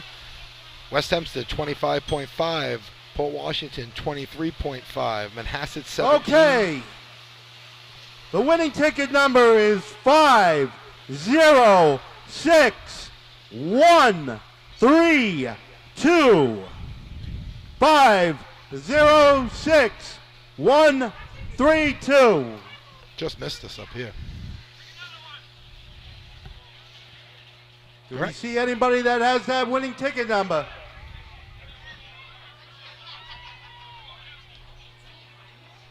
Okay, we have a winner. Come to the 10 on the south side of the track and pick up your winnings. All right, so as I said, West Hempstead 25.5, Port Washington 23.5, Manhasset 17, North Belmore 16, and the Bowling Tomcats with 7. We're going to take a commercial. We'll be right back. Come back for the finish. The Bill Fox Company has been in business over 60 years, specializing in custom championship rings, watches, badges, pins, and awards. The Bill Fox Company has crafted championship rings for the past state champions, including the Westerners, Flying Dutchmen, Hobos, Wolves, and the Yellow Hornets, as well as the Firefighter Combat Challenge competition. Bill Fox Company is the recognized name in recognizing people. Check them out on Facebook, Twitter, and on the web at www.billfoxco.com. With over 25 years of service in the fire industry, High Tech Fire and Safety continues to be a proud sponsor of New York State drill teams. High Tech has been honored to serve as master distributor for Morning Pride products, including state-of-the-art bunker gear, USAR gear, EMS gear, helmets, gloves, hoods, and boots. In addition to Morning Pride gear by Honeywell, High Tech also provides quality products, including ISG thermal imaging cameras and CMC rescue products and Deuce rescue systems, providing your fire department with the highest level of support and service for all your personal protection equipment needs. For personalized demos, speak to a certified sales specialist. Call 631-777-5170 or visit hightechfirenewyork.com. Since 1973, Fire News has been a proud supporter of the time-honored tradition of New York State Drill Team Racing. As they celebrate their 43rd year of publishing, they are honored to be the official publication and online coverage of the New York State Drill Teams. Look for ongoing coverage in Fire News on firenews.com and on Facebook, Twitter, and Instagram. The 2017 Fire Rescue and EMS Mega Show takes place February 18th and 19th at the Brentwood Sports Fieldhouse at Suffolk Community College. The new venue was a huge hit in 2016. It's bigger and better, and 2017 will deliver many new vendors showing the latest, most up-to-date turnout gear and new products. Hundreds of vendors will be present to explain and demonstrate their product line and services, along with the extrication competition. See you next February in Brentwood at the Mega Show. Attention firefighters, are you still tracking your SCBA cylinders using paper and pencil? Stop the insanity and get the CAT Cylinder Accountability Tag System from Coastal Fire Systems. The CAT makes refilling cylinders simple and easy, ensuring that your members never overfill a cylinder or fill one with an expired hydrostatic testing. Let the CAT system handle the record keeping, inventory, alerts, and OSHA paperwork for you. There's only one place you can get the CAT system, and that's Coastal Fire Systems. Head to www.coastalfiresystems.com for details and information. The groundbreaking FDNY electronic accountability system is now available to departments nationwide through Motorola, and SDI is the company behind this game-changing technology. Now, SDI has paired with New York State volunteer departments including Central Islip to solve the challenge of accounting for members who respond after the tones go off. Keep track of your members on your next big incident with a proven solution designed with the New York State Volunteer Department in mind. For more information, visit systemsdefinition.com and firegroundaccountability.com. The Titan Group is back supporting Drill Team Racing after a strong off-season of our own. Our new headquarters, now located in Bohemia, Long Island, is now fully equipped with an in-house screen printing operation, coupled with our embroidery setup that you've come to trust. Become a member of Team Titan to take advantage of our new custom team website ordering system. Follow us on Instagram at Titan Group Racing and search Titan Group DTR on Snapchat to keep your hand on the pulse of your favorite teams. With 20 years of experience in the apparel industry coupled with 20 years of racing experience, we know what you need. Pants, jerseys, jackets, helmets, we've got it all. Call us today at 631-859-0075 or see Artie Suskind on the arch or Devin Robinson on the track. Gear up, get on, the Titan Group. Not every evolution in vehicle rescue technology costs tens of thousands of dollars. The Beluga Glass Cutter finally makes windshield removal quick and safe, and fire departments can add the Beluga Glass Cutting Kit to their rescue setup for only $5.95. Head to www.coastalfiresystems.com to check out the Beluga in action. Fatty McGee's in East Islip. Wednesday is Ladies' Night at the best FD racing bar in Long Island. Stop in anytime for a drink with good company, a great lunch and dinner menu, and of course those famous Fatty's wings. Integrated Wireless Technology is proud to be part of the 2016 season as the exclusive Motorola dealer for New York State drill teams. IWT is a Motorola manufacturer's representative and offers the full line of Motorola products to fire departments as well as David Clark headsets and sound-off signal emergency lights. IWT is your one-stop shop for custom-engineered radio solutions, licensing assistance, dispatch solutions, and top-notch reliable service with fully insured technicians. Start your next radio upgrade with IWT. Check out their website at www.goiwt.com. Coastal Fire Systems is the official SCBA dealer for New York State drill teams. Scott Air Packs, cylinders, RAT packs, refill compressor systems, gas detectors, Hyatt's boots, Protec and Dragon fire gloves, as well as the future in thermal imaging technology. Coastal is also the one-stop dealer for Petzl, Scott, CMC, and Colorado bailout systems, along with professional training to keep your members sharp and meet New York State requirements. For more information, check them out at www.coastalfiresystems.com. Welcome back to the Weir Street Invitational Drill. We are getting ready for the bucket competition, also known basically as the 2-minute warning in football. Got a tight race up at top, only separated by 2 points. Big competition for third, only by 2 points. 1 point for third, and then for fifth, we got 2 points, and then 2 teams behind them with 5 and 1 with 4. So we can have a... Attention, please, with 1 contest to go. Total points. And you're going to hear the total points? Westbury, 2. Carl Place Frogs, 5. Hicksville Hicks, 5. Baldwin Tomcats, 7. Port Washington Roadrunners, 23 1/2. North Belmore Rinky Dinks, 16. West Hempstead Westerners, 25 1/2. And Manhasset Lakeville Minutemen, 17. Roslyn Highlanders, 4. So, the top 4 is set in stone. And then we got someone trying to break into that 5. And those teams that are on that bubble, Roslyn, Baldwin, Hicksville, and Call Place. Hicksville's been there before. Call Place, Roslyn's been there before, but not with this team. Call Place, Roslyn, Baldwin love to stay in that 5th spot. Nice to come down the track. Yeah, I wonder, it might be Baldwin's first time. I don't know. Other than battalions and stuff that they've been down the track. I think Call Place actually placed in the top 5 in a county, I believe. Right. But technically, this is a major drill. You know what? It's not the majors we're used to, but it's considered a major drill. It's a county point invite. Listen, you can't control who shows up. You just got to beat whoever's here. That's the bottom line. That's correct. But I'll tell you, I'm impressed today, Manhasset. Yeah. 17 points. I bet you they're happy. They should be. They should be. I mean, now they got to hold on. 1 point lead over the Dinks, who can run buckets. You know, North Belmont's no slouch of a team. They're coming along. They're a good team. I think they're halfway decent with buckets also, if I'm Yeah. not mistaken. No, they can run buckets.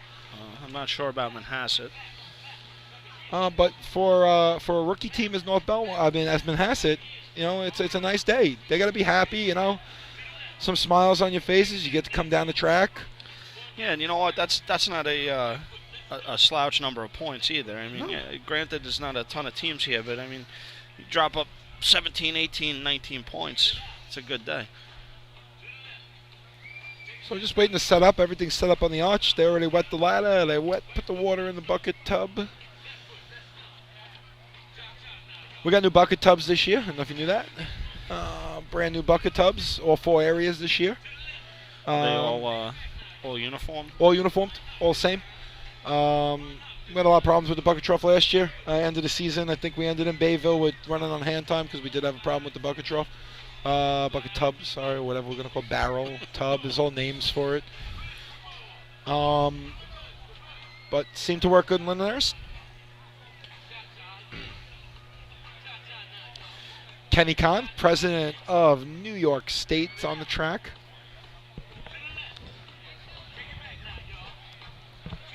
It's kind of cool. I talked to Kenny at the end of the year party. I think you were with me. We were talking about we were talking about life members of the state of New York and that.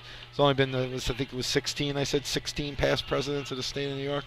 That's a pretty cool club to be in. Yeah. And some of the names that is in that club whether we went over is pretty cool. That's it. There's only 16. 16 or 18 or something like that. It's a small number compared, the 2-year terms. So you talk about final contest of the day is the bucket contest. The state record in this event is 1968, held by Central Islip. Also held the track record of 1956 by Central Islip. I can't even set in that time, my team. So we set in 19.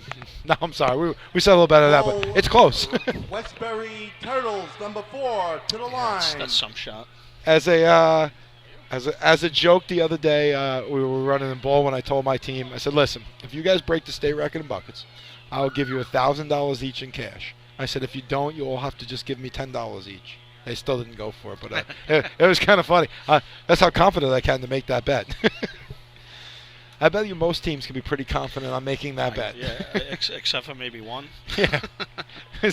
Most teams can make a confident in that. That's a confident bet.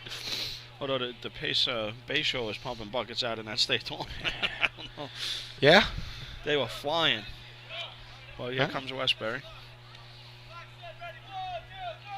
Easier to get some first bucket times when you're sitting up here. They look like they're up. Dump is up and in. There's a little bit of a hesitation on that first bucket. Yeah, 13:03, first bucket in the barrel. It's coming not in the center of the getting a little wet up of here. the barrel. There's a lot of water out the side and the back.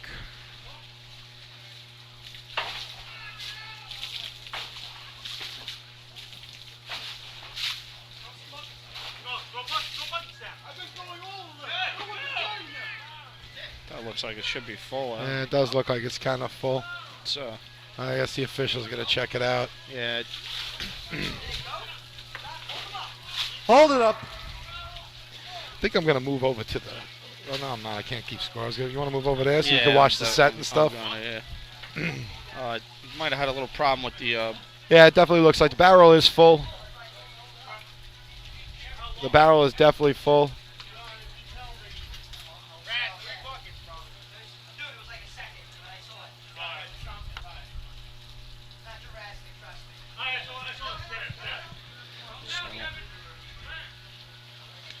I think one ear's out on that one. I'll try the other one, the other headset. The green one with one ear out on that one.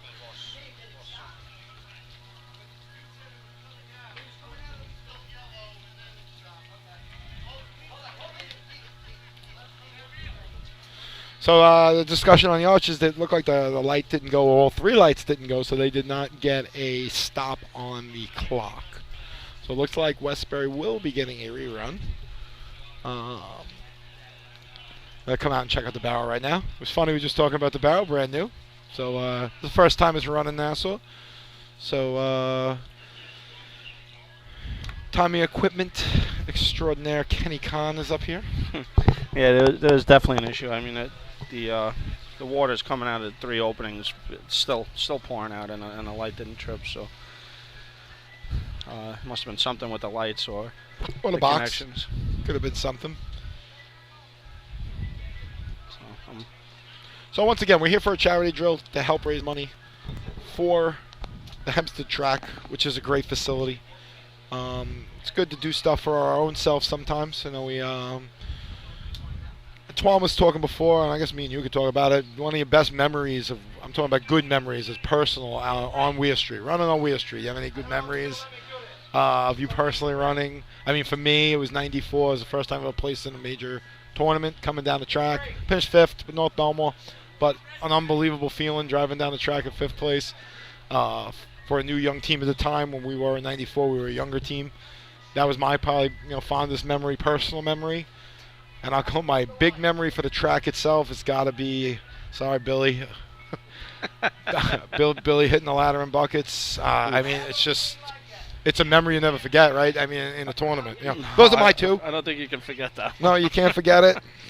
And nothing bad on Billy. It's just something that was a moment I'll never forget in the Weir Street history of me racing here. Yeah, I mean, I remember when I was growing up here as a little kid, and then the first ride I ever took on the truck down here, getting off when I could actually race.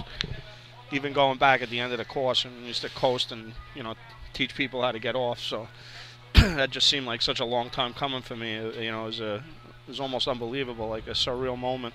And my dad was driving at the time, so with that I got to get That's off cool. the truck with him driving. That's cool. You got to get I didn't have the chance to get off my father racing, which I would have loved to do, back in the day. But we weren't going to race for Roosevelt back when I was in that age. There was no team in Roosevelt, so I couldn't do that. That would have been awesome for me. But having my father come to tracks, tournaments, watch me, teach me little lessons on digging, and throughout the year when you sat in the stands, you learned stuff sitting in the stands. Oh, people teaching you while you're 8 years old, teaching you, all right, you see that guy, don't do that. I was going to say, growing up with it like I did, and I'm sure you're the same way, I could have had a conversation when I was, 10 with people who were racing 20 years by that point, and then, some of the kids nowadays, that if you didn't grow up with it, it's just not the same type of thing. I have a thing for the rule book. I've been getting the rule book. I've been getting the rule book. My father used to get me one every year when I was like 10, 11, 12 years old. I always had a rule book, And back then, I really wasn't looking for rules. I was looking in the back of the book at who won the state so I could memorize who won the state tournament and where was it that year,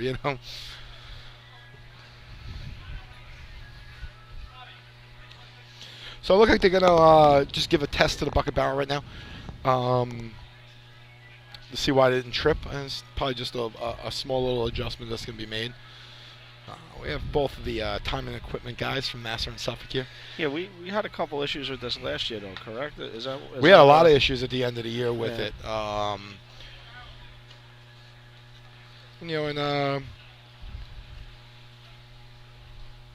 as long as it's something, hopefully it's something minor. It's just, a little twist here or a twist there, and then...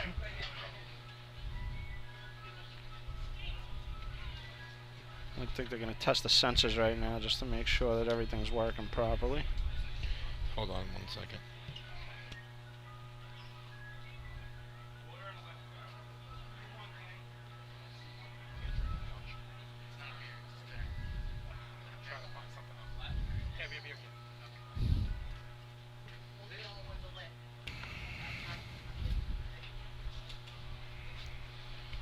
All right, so just a quick thing. We want to send our condolences out to Point Pleasant Pea Pickers.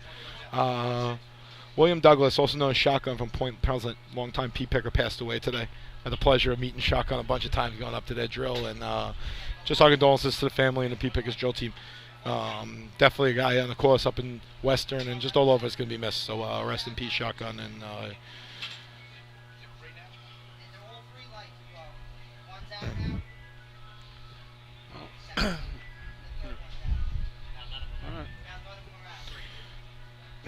definitely having some Some issues. up here with the timing equipment. So when they get these breaks, especially at West Hempstead and your Port Washington right now, you're gunned up, you're amped up.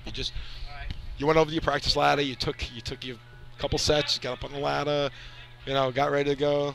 Now you're walking on the track, you're thinking, all right, tournament's run really smooth all day. We'll be up in 15 minutes. Now you're sitting in the back. Sitting down, tightening up. Yeah. Well, I would be, but no, we tighten up by just walking away from if we could climb, walking away from the practice ladder.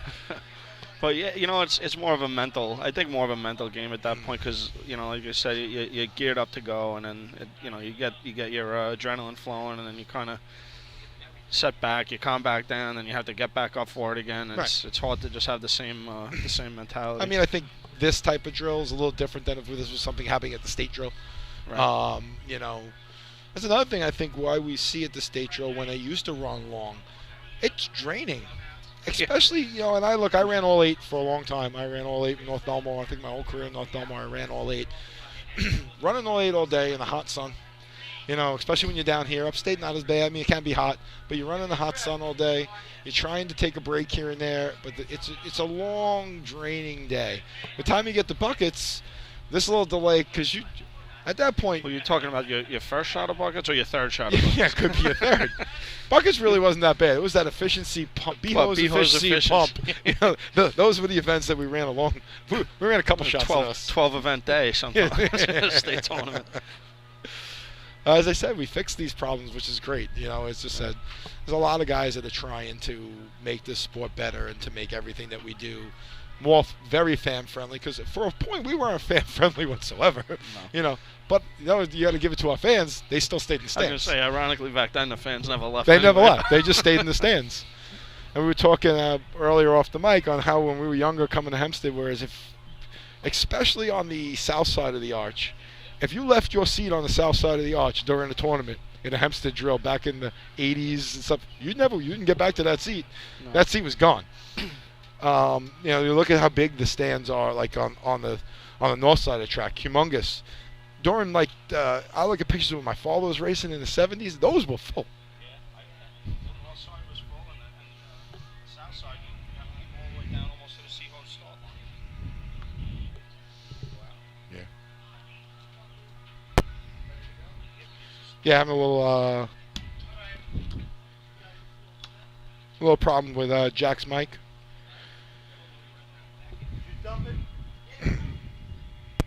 Okay. Are you on now? Attention, please. Number 4, Westbury Turtles will be getting a rerun. Coming up to the line, number 5 on we're the starting program, up right now. The Call Place with the Frogs. We're starting back with Call Place, running number 1. We're gonna go. The bucket barrel seems to be fixed.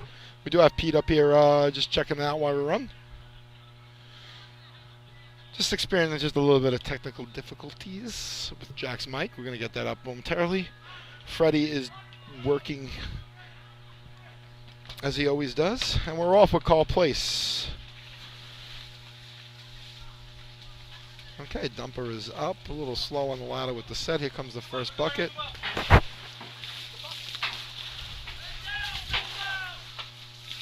Doesn't look like the top guy and the bottom guy. The dumper is not coming down to grab his buckets. He's got to be smacking down to grab those buckets. He's just trying to wait for them to bring the bucket to him, and that's why we're losing a lot of water, hitting the bottom of the arch.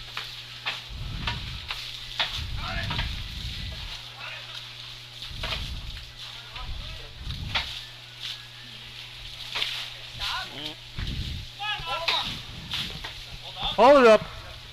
Still another problem with the barrel. You back on? Yeah, I think so. Yeah. Okay, yeah, we're back on. We got a little problem with the barrel again. So we're gonna be working with the barrel again. You know what? It happens.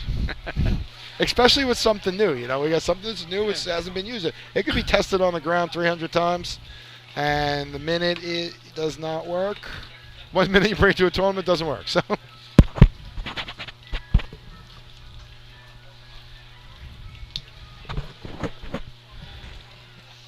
It's working now, Fred. That's weird. All right, so I know we say the state tournament most important tournament to win. What do you feel next one is? CI is mine. I think CI is. I was gonna say, I think growing up the way I did, that was always, the Long Island Championship, I guess. Everyone went. It was a big tournament. That was a big. That was always a big tournament. Hempstead, another one. Hempstead's probably another one. Yeah, Hempstead was a big one too. Lindenhurst is a big one, I think, 'cause it's the first one out. But yeah, CI, I'm going to say, was mine. Is this, if you're going to win a tournament, I had the luxury in Roslyn to win in CI. It was pretty cool. Right. I have a feeling Hempstead. I think when it was the 4th of July, actually, it seemed like a bigger. It was a bigger tournament back then. Frogs is 37.49. 37.49. Explanation I just got is that the clocks did stop, not the light. Number 6 on your program. Okay. So the light's a courtesy, as we all know. They had time. All right. Well, yeah, as long as the courtesy light doesn't work. Did you catch that chime? That's all right. Chappie, did you catch that time? No, 30-something. Can you get it for me, please? It was 37 something. I didn't get official time. Chappie will get me the time because I was talking when I shouldn't be.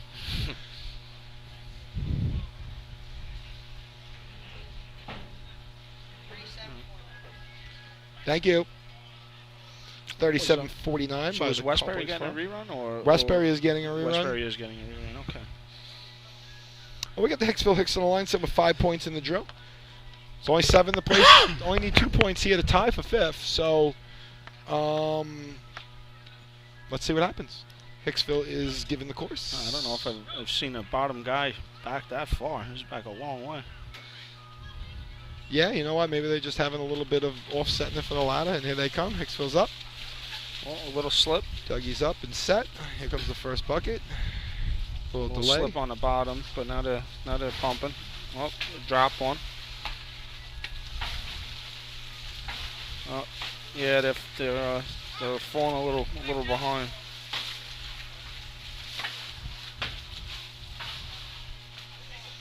Yeah, they're falling behind. Looks like just a little confusion on the ladder. Bottom, yeah, the bottom and the middle, they're having a little trouble with the exchange. Hold it up.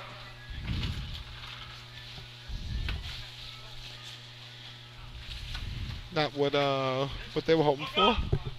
Not what they were hoping for, but it was the end of the day.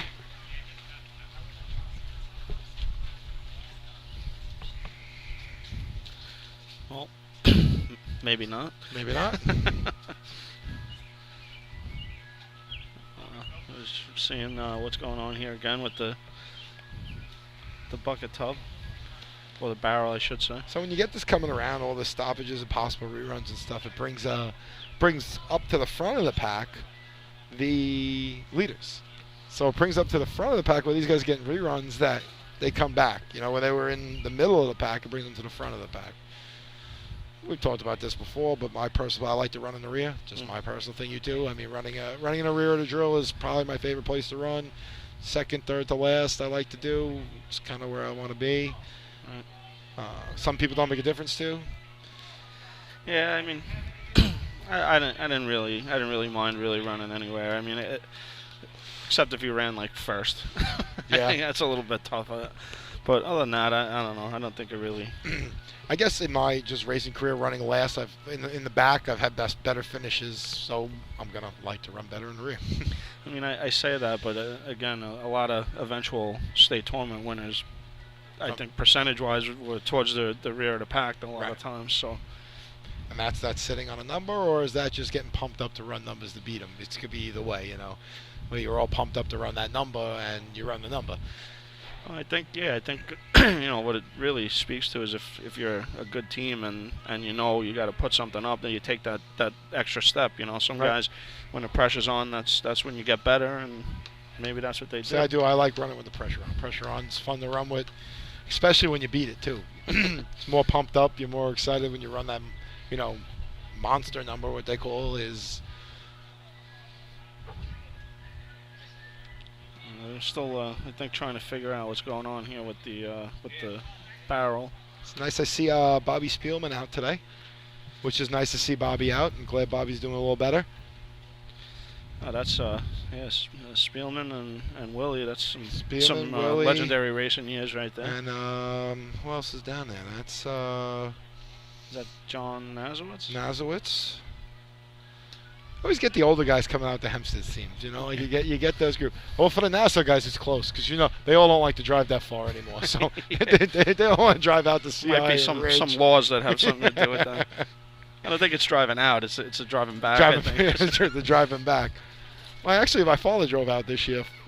First time in a long time, drove out to the state tournament. I'm trying to convince him to come upstate with me this year. Once he gets out of the house, just getting them out of the house. Once they get out of the house, they're ready to go. You're going to drive or you're flying? I'm going to fly up. Yeah, I think I'm going to fly up Wednesday night. Wednesday, I'm going to go up Thursday night probably. My department doesn't pay me to go up. I go up because I'm the area rep, so I have to be up there anyhow. So, not that I can't afford to go up, but just for me to go up on Wednesday. I'm not doing anything. I'm going to officiate the tournament on Saturday, marching the parade on Sunday.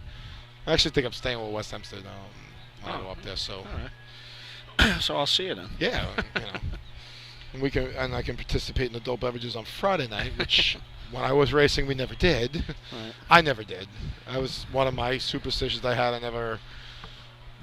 I've been known to have a couple afternoon beverages, but nothing night before. Not night. I happened to do that once before when Oceanside they ran the Southern New York there. I did that. I probably had the worst day of my racing career. So, we stayed overnight at Oceanside's track because North Belmont, Timmy Green wanted to bring the trucks out early, and me and my breaker, I think, because Joe wasn't even there. Me and my breaker slept there overnight. I crashed the ladder in 3-man. I missed my digging handle and B ladder. I couldn't put the nozzle on for anything. That was the last time I ever did that. Yeah, it's in hindsight, it's really not the brightest idea. No, not at all. Especially when you're running some skill spots too, because when you're running nozzle, and I tell them there's a lot of stuff going on. I mean, you're watching like 15 different things as you're going down the track. So your concentration level should be pretty up to par, up to your best you can be.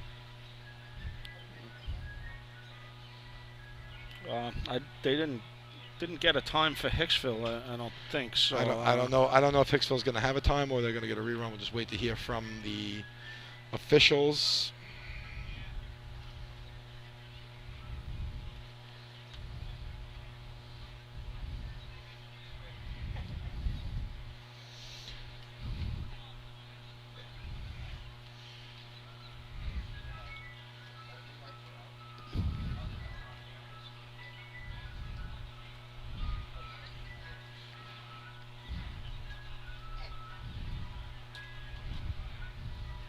Did you guys ever go up to a tournament upstate besides the state tournament? Have you ever gone to like a Point Pleasant or a Deerfield? I haven't. I know West Hempstead was tossing around. I don't remember if it was last year or the year before about going up to maybe the Point Pleasant drill. It's a good drill. I happened to be up there, raced there in Roslyn. I went and officiated once in the Spencerport drill. It's nice. It's actually nice to go around and look at these other tracks, because our facilities are, very like Hempstead, Merrick, and they're all set up. These guys like Spencerport, they gotta set everything up like Hicksville used to do. You have to set up the bleachers. You got to bring a pump in. You got to bring all that in. The amount of work they do to put on a drill is pretty amazing, and the crowd they get is still. Right. I mean, I hasn't been up there in a good 5 years, but the crowd that they got up there were as competitive and as big as the ones we get in our drills. And they run great drills. I said I had the opportunity of officiating up in Spencerport. And even to watch how they set up their timing trucks, how their officials work. We all work by the same rule book, but they all do it in different ways. So, yeah,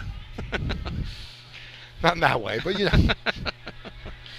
No, it's. I mean, they do get a good crowd, and you know what I notice up there? I see it in main transit, even it's a state tournament. Just community support, actually, like people that aren't necessarily like here on the island. I think it used to be like that, and now it's more just racing people that are right. coming, as opposed to when you're up there. It seems like if they put a sign up in the neighborhood, people would come down with their kids. And I mean, can it be also there's more to do down here? So there's so much to do down on the island that, I'm not saying that it's rural and up there, but it's something more of something for the family to go out and do. Where, what are we? 45 minutes from Manhattan, 15 minutes from the beach. Wherever you want to go, you can drive out an hour out east to farms or down to the beach in 15 minutes. So I think when we're here, there's a lot more for families to do and stuff like that.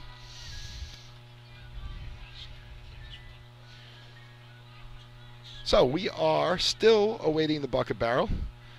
I want to see if we're going to stay on with you and walk you through this.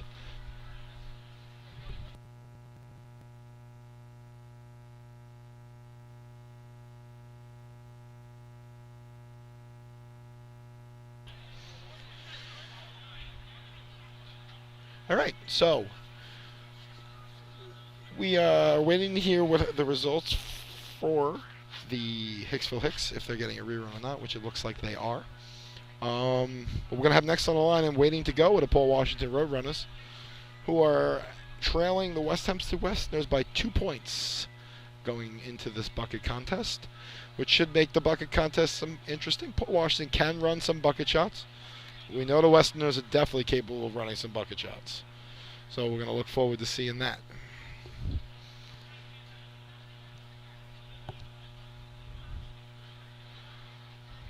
Actually, at this point, it looks like there's more people in the stands than there are on the track.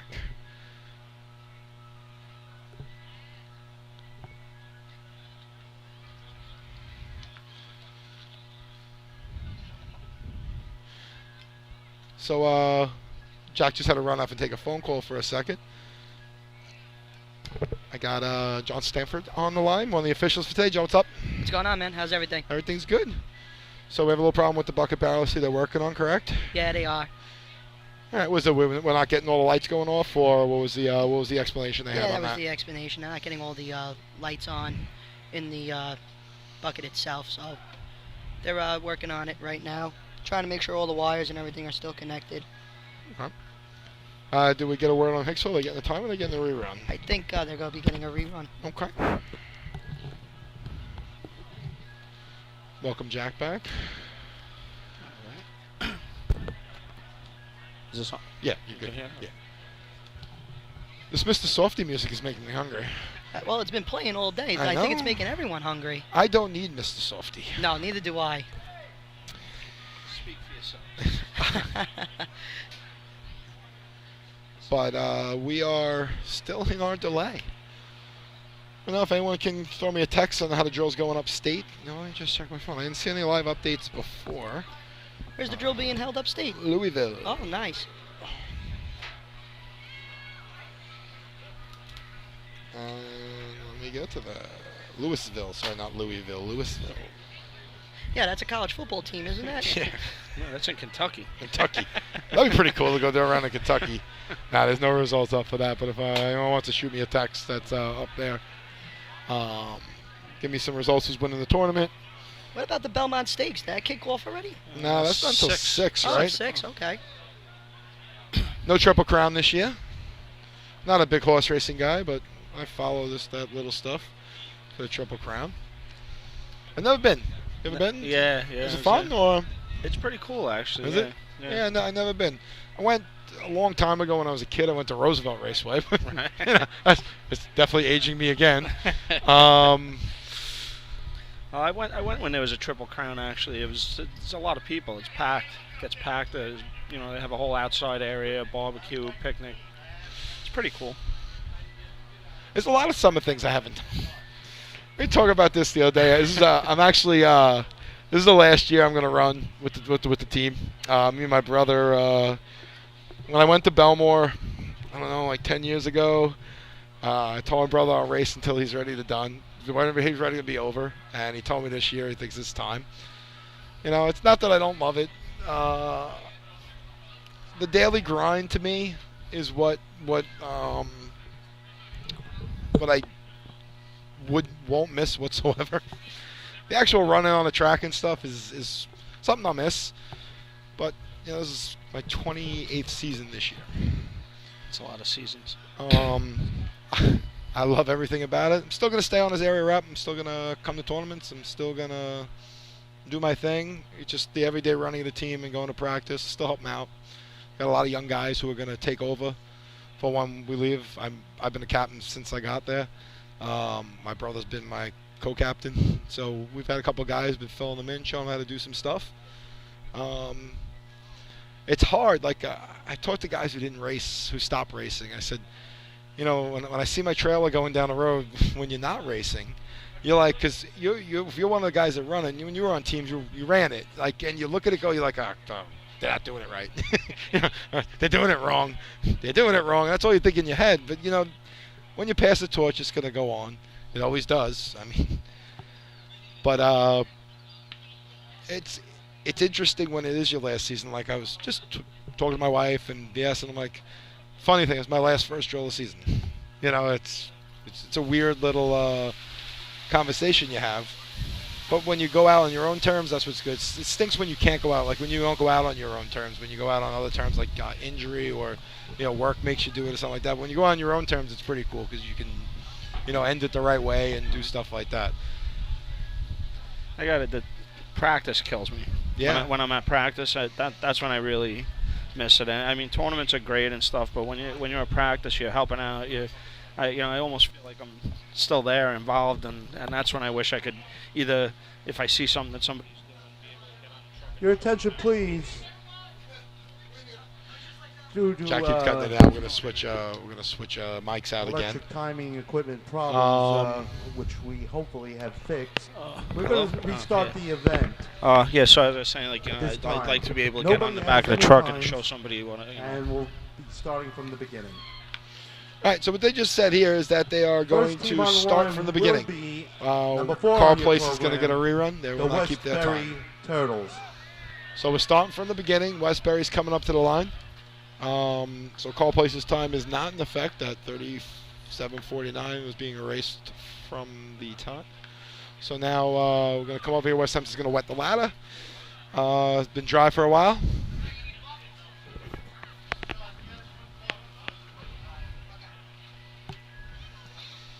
All right, so reset. Starting buckets.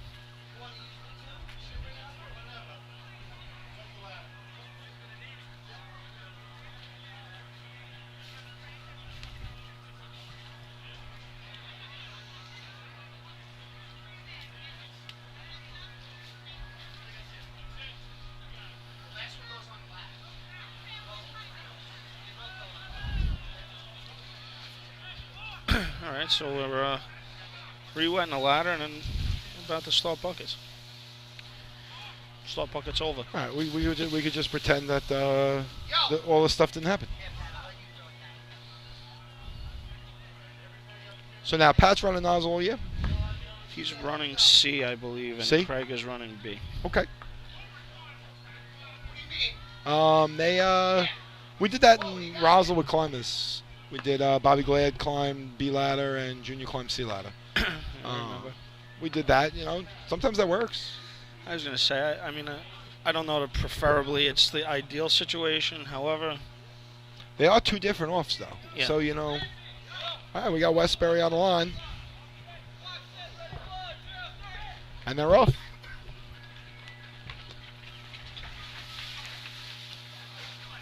Comes Westbury. A little slip on the for the dumper. So just getting up the ladder now, pumping buckets. And I can see actually the first one was not that full. There's another one not that full. It looks like the dump is not going down to grab that bucket. He's waiting for that guy to raise that bucket. Now he's kind of coming down and grabbing it.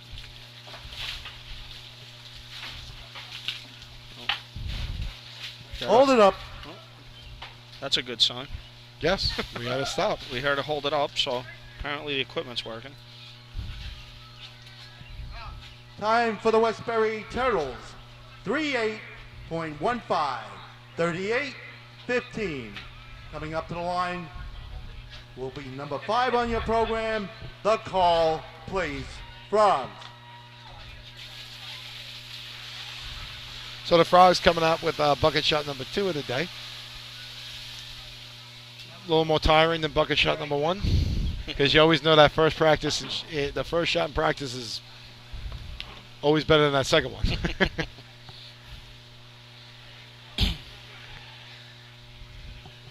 Call place once again with 5 points in the tournament. Trailing 5th place Baldwin by 2.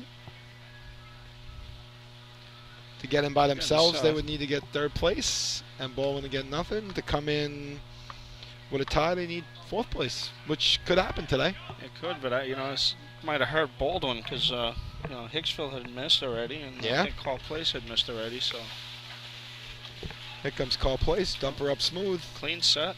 Comes that first bucket. Oh, this looks like we got a decent shot going right here.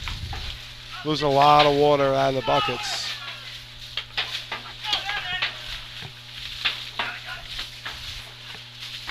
I'm going to get hit with a bucket on this one. Oh, he had a little hiccup. A lot of half buckets coming up. Hold it up. A lot of half buckets coming up. Sorry about that. It's a good thing I moved out of my seat. You would have got hit like 4 times. It's soaked and I would have got hit with 4 buckets. 27, 30, 27. Coming up to the line, they improved their time from last time. The Hicks from Hicksville. They went from a 37 to a 30. Took 7 seconds off. I think a little better on the set that was. Again, like I said, these 2 shots. We'll see how that holds up with with Baldwin. Yeah, Baldwin just wants to stay in here, stay in front of those Call Place. And now we got the Hicksville Hicks, so they want to stay in front of that. I think it'd be big for Hicksville just to come in and place in the tournament with only having 2 points coming out of B-Hose.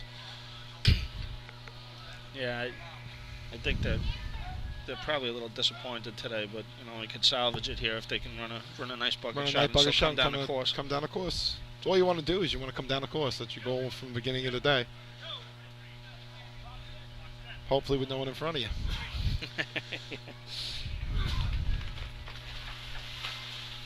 Hicks fills up. Dougie's up. Little slip on the ladder.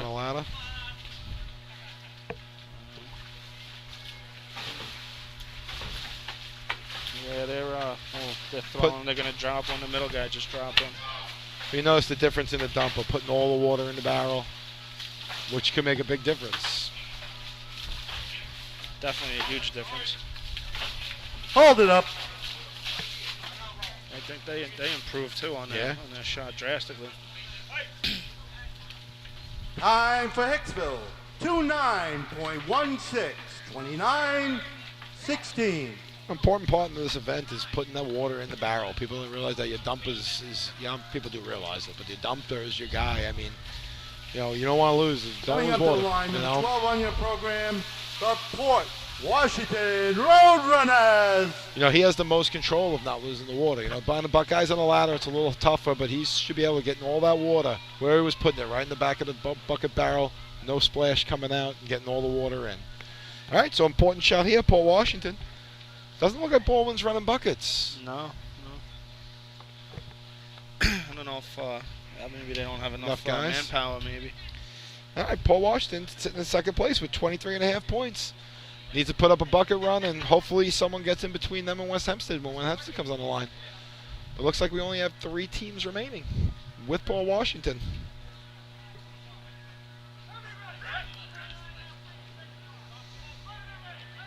All right, here comes Port Washington now. Looks like a clean set on the ladder. First bucket in. 9.78 first bucket. Good pace. Getting all the water into the barrel. This is a good shot. Hold it up. I had a 22.08. Time for Port Washington. 21.92. 21.92. I'd say a good shot. I'd Up say on the line, number 13 on your program. Team record. The Rinky Dink from North Belmont.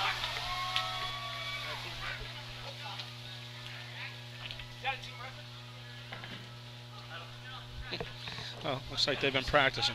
Yeah, definitely practicing buckets. I kind of asked to his team record, didn't know what they had there, but 21-92 is a good shot. It's a real good shot. Again, now this is where motor pump comes into play so much because, having to beat a 21 versus having to beat a 29 is two different ball games. Big two different ball games. All right, we got North Belmore on the line. Here they go. North Belmore sitting with 16 points, 1 point behind Manhasset. Oh, they're up. Bottom man, a little slip. Quick recovery. 11:27 first bucket. Oh, they got a good pace going. They're spilling a little bit of water. Good pace, a little water on top. A little pause in that pace. Hold it up. 24-3.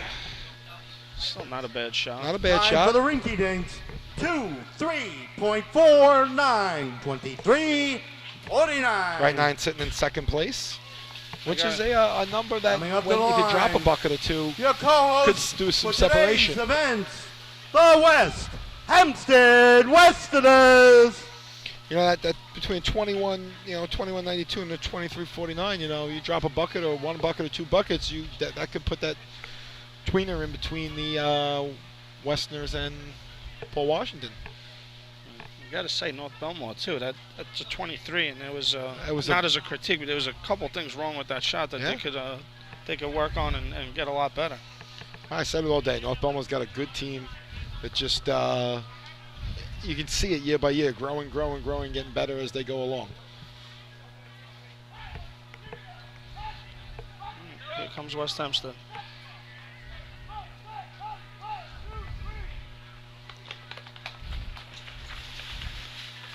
Dump is up. Clean Bucket's set. coming. 9:21 first bucket. Great pace. Water's going right in the barrel. Hold it up. I had a 2077. That's the number they need. Yeah. Time for West Hempstead. 2-0.97, 20-97.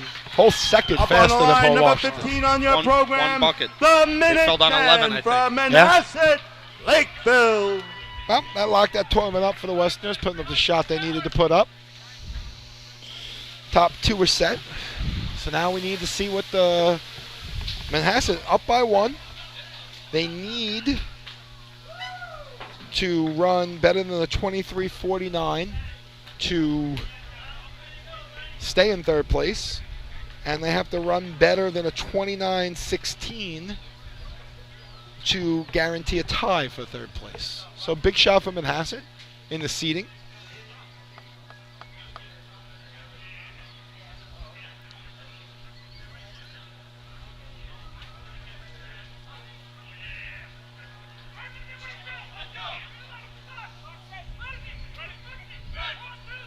Here comes Manhasset. Mike Ward running on the ladder. Move to middle now. Yeah. He's going the wrong direction. They're up. Big delay for that first bucket. They're on though. They got a decent pace. A lot of water coming out the back of the barrel.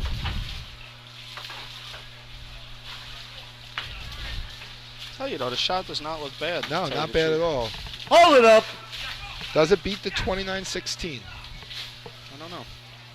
I'm gonna say yes. Me too. Time for the Minutemen. 27.99, 27.99. It is a big shot for Manhasset when they needed it. Officials, move the equipment. Stand by for the results of buckets and the results of the day. So Baldwin holds on for 5th place with not running buckets. Did they really? Yeah. Good for them.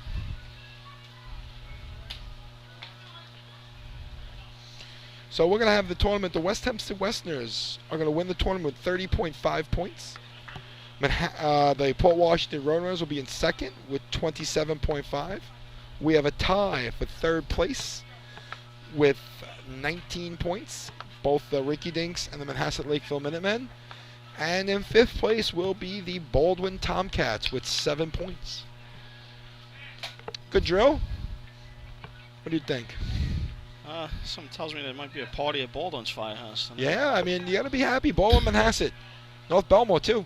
You know, breaking into the Fab 15 or break it in there and showing they belong. You know, 19 points, not too shabby. Not too shabby at all. Might want to put the Minutemen up there now. I was just going to say, I'm impressed with Manhasset's performance today, too. No, they got to be happy. Before we do the results, I just want to thank everyone who listened today. I want to thank Twan, who was up here, Rizzo, Maspinelli. Me and Jack chilled out for the rest of the day. A good time. Always fun. I like to talk. So does Jack. So, you know. Especially if it's about racing. Yeah, I can talk about racing all day long. Hope everyone enjoyed themselves. Listening, watching at home. It's a great part of the sport that if you can't be here, you know, this year I couldn't make it to the Islip Town because I had company over, but I sat in my den, watched the tournament with company hanging out all over the house. Okay, results of the bucket contest. Here we go for the results for the bucket contest and the day. Fifth place, Hicksville. Fourth place, 2 points, the Minutemen. Third place, 3 points, the Rinky Dink.